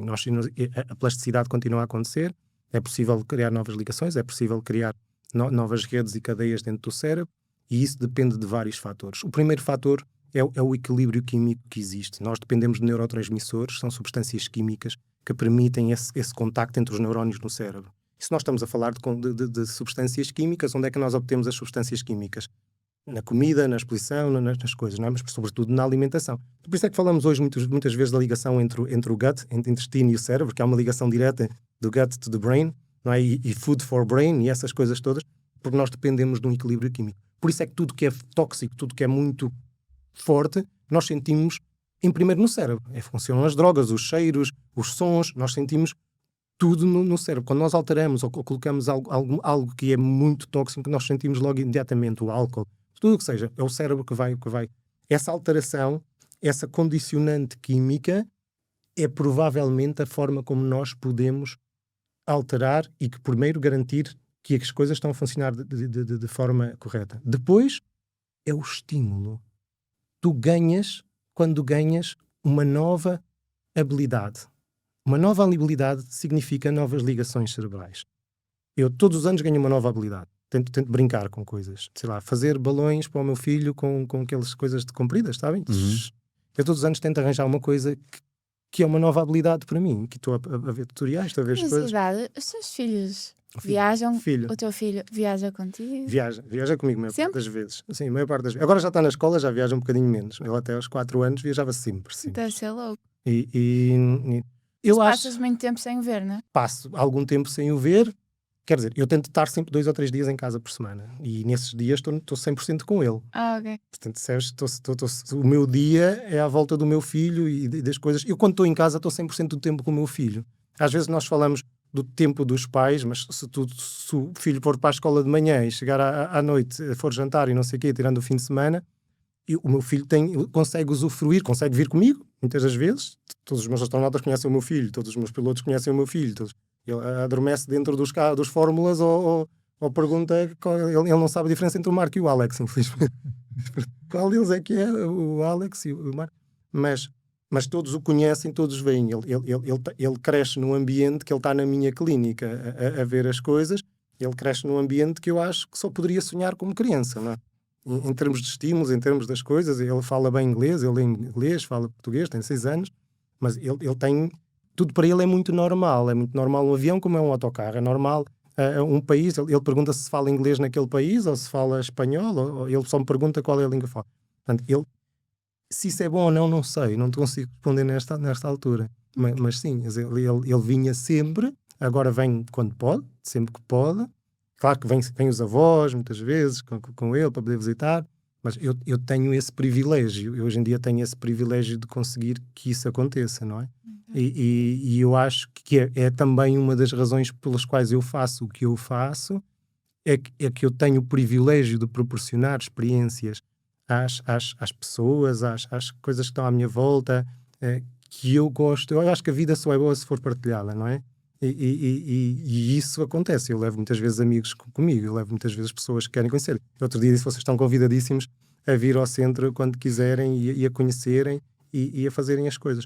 Eu acho que isso é das melhores coisas que tem a minha vida atualmente. O pior é, claro, é a gestão de tempo e a poder compreender quando é que há alturas em que ele vê pouco o pai. Nos últimos 2 meses viu muito pouco o pai. Ele foi quarentena e eu voltei para lá para a reabilitação e ele esteve em quarentena.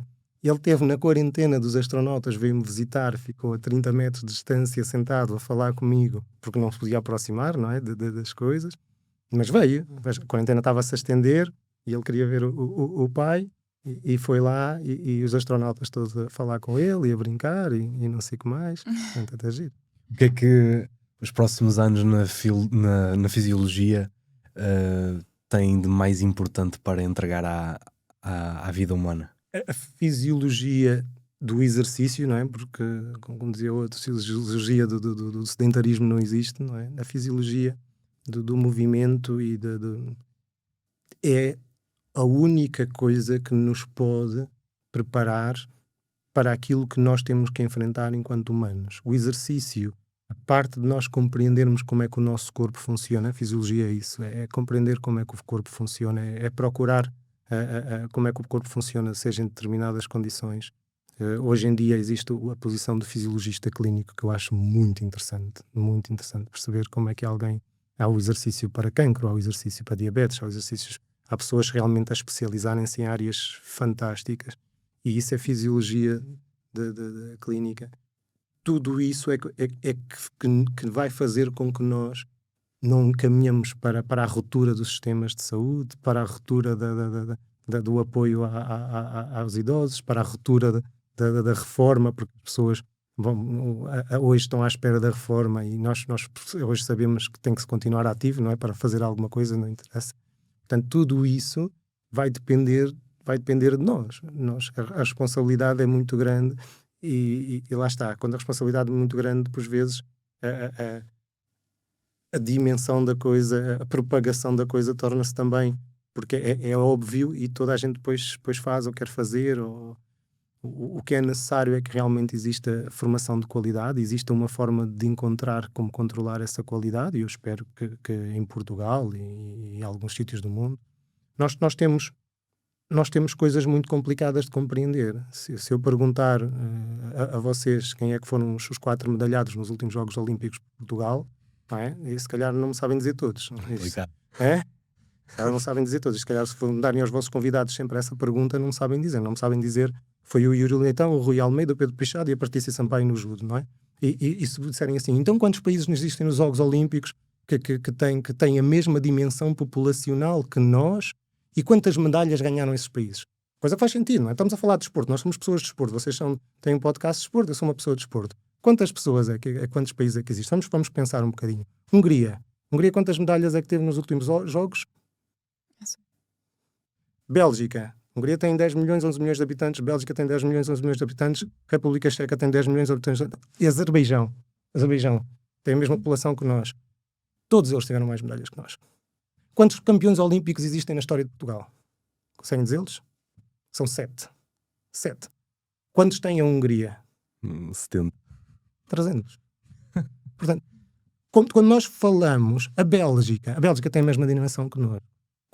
A Grécia, não é? Vamos a falar de países, nós somos o pior país em medalhas, tirando as Honduras. Eu acho que for colocar todos, se eu pensar aqui de cabeça, se for colocar todos os países que têm a mesma dimensão, Honduras foi convidada, não se qualificou, foi convidada, só as Honduras é que têm menos medalhas do que nós, com a mesma população. Este é o nível de desporto que nós temos, e estamos a falar de profissionais de desporto. E os Jogos Olímpicos aconteceram há meia dúzia de meses, não aconteceram há 20 anos atrás.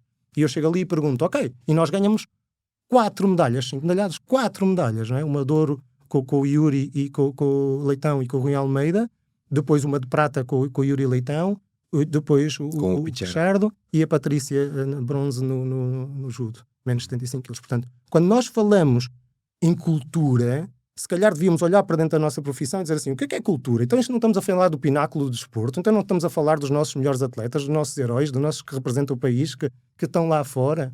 Como é que a população geral não sabe quem eles são? População geral. Como é que os profissionais da área não sabem quem eles são? Isto é grave em termos culturais. Quando nós falamos que temos um nível inacreditável, que somos muito bons, e se sentam aqui 20 gurus a falar de determinadas coisas, e eu digo assim, ok, nós temos 20 gurus, e têm 4 medalhas, eu vou para a Hungria, que tem um ganho per capita inferior ao nosso, infelizmente todos nos estão a ultrapassar, e tem 4 vezes mais medalhas. Então onde é que está o conhecimento do desporto? Eu vou ouvir um húngaro ou vou ouvir um português quando eu quero perguntar alguma pergunta sobre desporto? A quem é que eu penso que tem valor? Quando eu olho para as coisas, eu como treinador de alta performance, como responsável de alta performance, e aparece-me um português especialista e aparece-me um húngaro especialista. Quem é que eu vou ouvir? Quem é que tem mais medalhas? Quem é que tem mais resultados internacionais? Quem é que tem a capacidade de poder ali dar-me uma resposta que é mais certa? Mas depois vimos dizer e culpar 500 coisas, e culpar o sistema, e culpar isto, e culpar as condições, e dizer que tem que resolver.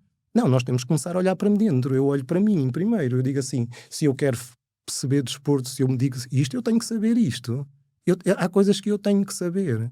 O meu conhecimento, a minha capacidade técnica também depende disto. Também depende de eu perceber qual é o nível, onde é que eu posso encontrar especialistas, onde é que o nível está, quem são as pessoas, quem são os melhores da área aqui, a quem é que eu vou telefonar em Portugal, a quem é que eu vou telefonar lá fora, e qual é o nível quando eu aterro na Grécia, qual é o nível quando eu aterro no Azerbaijão, de qualidade desportiva. E não estamos a falar da genética do resto. Nós vimos metade da África, tu olhas para metade de mim e vem da África. Todos os nossos campeões olímpicos têm muitas vezes origem lá fora. Eu perguntar-se, quem é que sabe aqui quem é que é o António Leitão? Medalha de bronze nos Jogos Olímpicos. Rui Silva, medalha de bronze nos Jogos Olímpicos. Não sabem, a população não sabe. Nós olhamos para determinadas coisas e vivemos num mundo em que achamos que o conhecimento é barato. É de posts de Instagram, é de livros de 10 euros da FNAC, é de indivíduos que escrevem o que quiserem. Muitas vezes perguntam porque é que eu não escrevo livro. Tens tanta coisa e tantas histórias, fazes tantas coisas. Eu digo, um livro não significa nada. A mim significa muito mais quando um amigo meu compra um livro na Suécia de um astronauta meu e ele dedica-me um capítulo, e isso sim enche-me de orgulho, porque tu vais ao livro do Marcos, o astronauta da AX3, que ele escreveu, e vais procurar lá o meu nome e vês que ele fala de mim. E está lá, o Emiliano disse-me isto, fez isto, aconteceu isto, e ajudou-me com isto. Ele diz que sou um homem de poucas palavras, vê lá o tempo que eu estou no livro. Portanto, e chegas ali e dizes assim, isto para mim é mérito. Eu posso escrever o que me apetecer. Eu posso escrever hoje, que rapar o cabelo como eu faço às sextas-feiras de manhã, é a melhor coisa para a performance, e as pessoas vão comprar o meu livro porque eu sou um PhD. Percebem? E nós vivemos num mundo que depois as pessoas vêm citar os livros, vêm citar os posts, vêm citar as coisas baratas, vêm citar os gurus que se sentam e que sabem sobre tudo, e depois não sabem o básico culturalmente. E depois nós não olhamos para dentro, não olhamos para a capacidade que nós podíamos melhorar enquanto indivíduos, lá está, melhorar o eu, para conseguir realmente dizer, ok, eu então assim posso melhorar a minha profissão, então assim posso realmente ter a noção de qual é o nível de que nós temos, que é baixo. Eu não posso dizer que é alto, não é? Espetacular. Encaixa a última pergunta porque Já sei, temos que vem respeitar. bater exatamente no assunto que o Emiliano está... Se tivesses a missão de elevar os 5% da população portuguesa que pratica exercício para 95%, por onde é que começavas? Que era basicamente a pergunta que eu te fazia. Rita, quantos anos tiveste de educação física? Vamos ao programa que existe de educacional, né? A educação física começa no pré-escolar, mas vamos contarmos da primeira classe que já existe, não é? No programa curricular, até o 12º ano vamos contar 12 anos. Vamos contar 12 anos, nem que seja 1 hora por semana. 12 anos alguém teve de educar-se fisicamente. Sabes planear a tua atividade física regular ao final de 12 anos de alguém a educar-te fisicamente? De maneira nenhuma. Vocês acreditam nisso? Vocês acreditam que as pessoas que estudam 12 anos, têm 12 anos, eu estudo um tema durante 12 anos, a educar-me fisicamente, e eu não sei planear a minha atividade física diária? Com a estrutura a que eu fui sujeito, não. Eu não fui educado para para saber isso. Eu fui educado para jogar futebol, handball, basquete. As regras, não é? Que depois a seguir saíste, as regras entretanto mudaram, porque as regras estão sempre a mudar desses desportos. O handball que eu fui treinador, hoje em dia não dava uma nem como apanha bolas, porque nem sequer sei como é que as bolas iam sair, porque o jogo é completamente diferente do que aquilo que eu dava. Eu nunca fiz um agachamento nem um deadlift em 12 anos de escola.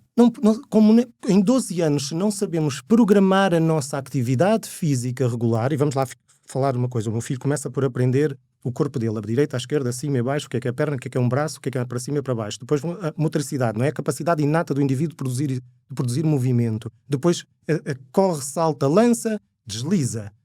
Coisas simples. Vamos começar por aí, para crianças pequenas. Vamos progredindo, e ele chega ao final de 12 anos e diz assim: eu, para ser saudável, a minha atividade física é X, o que eu tenho que fazer é Y. Ao final de 12 anos, é difícil compreender que isso é fundamental para elevar o nível de percepção de todos os que têm escolaridade obrigatória. Eu não estou a dizer, atenção, eu não tenho nada contra os currículos, eu não sei. Isto não tem nada a ver com os professores de educação física, porque eles fazem exatamente o que está nos currículos, não é?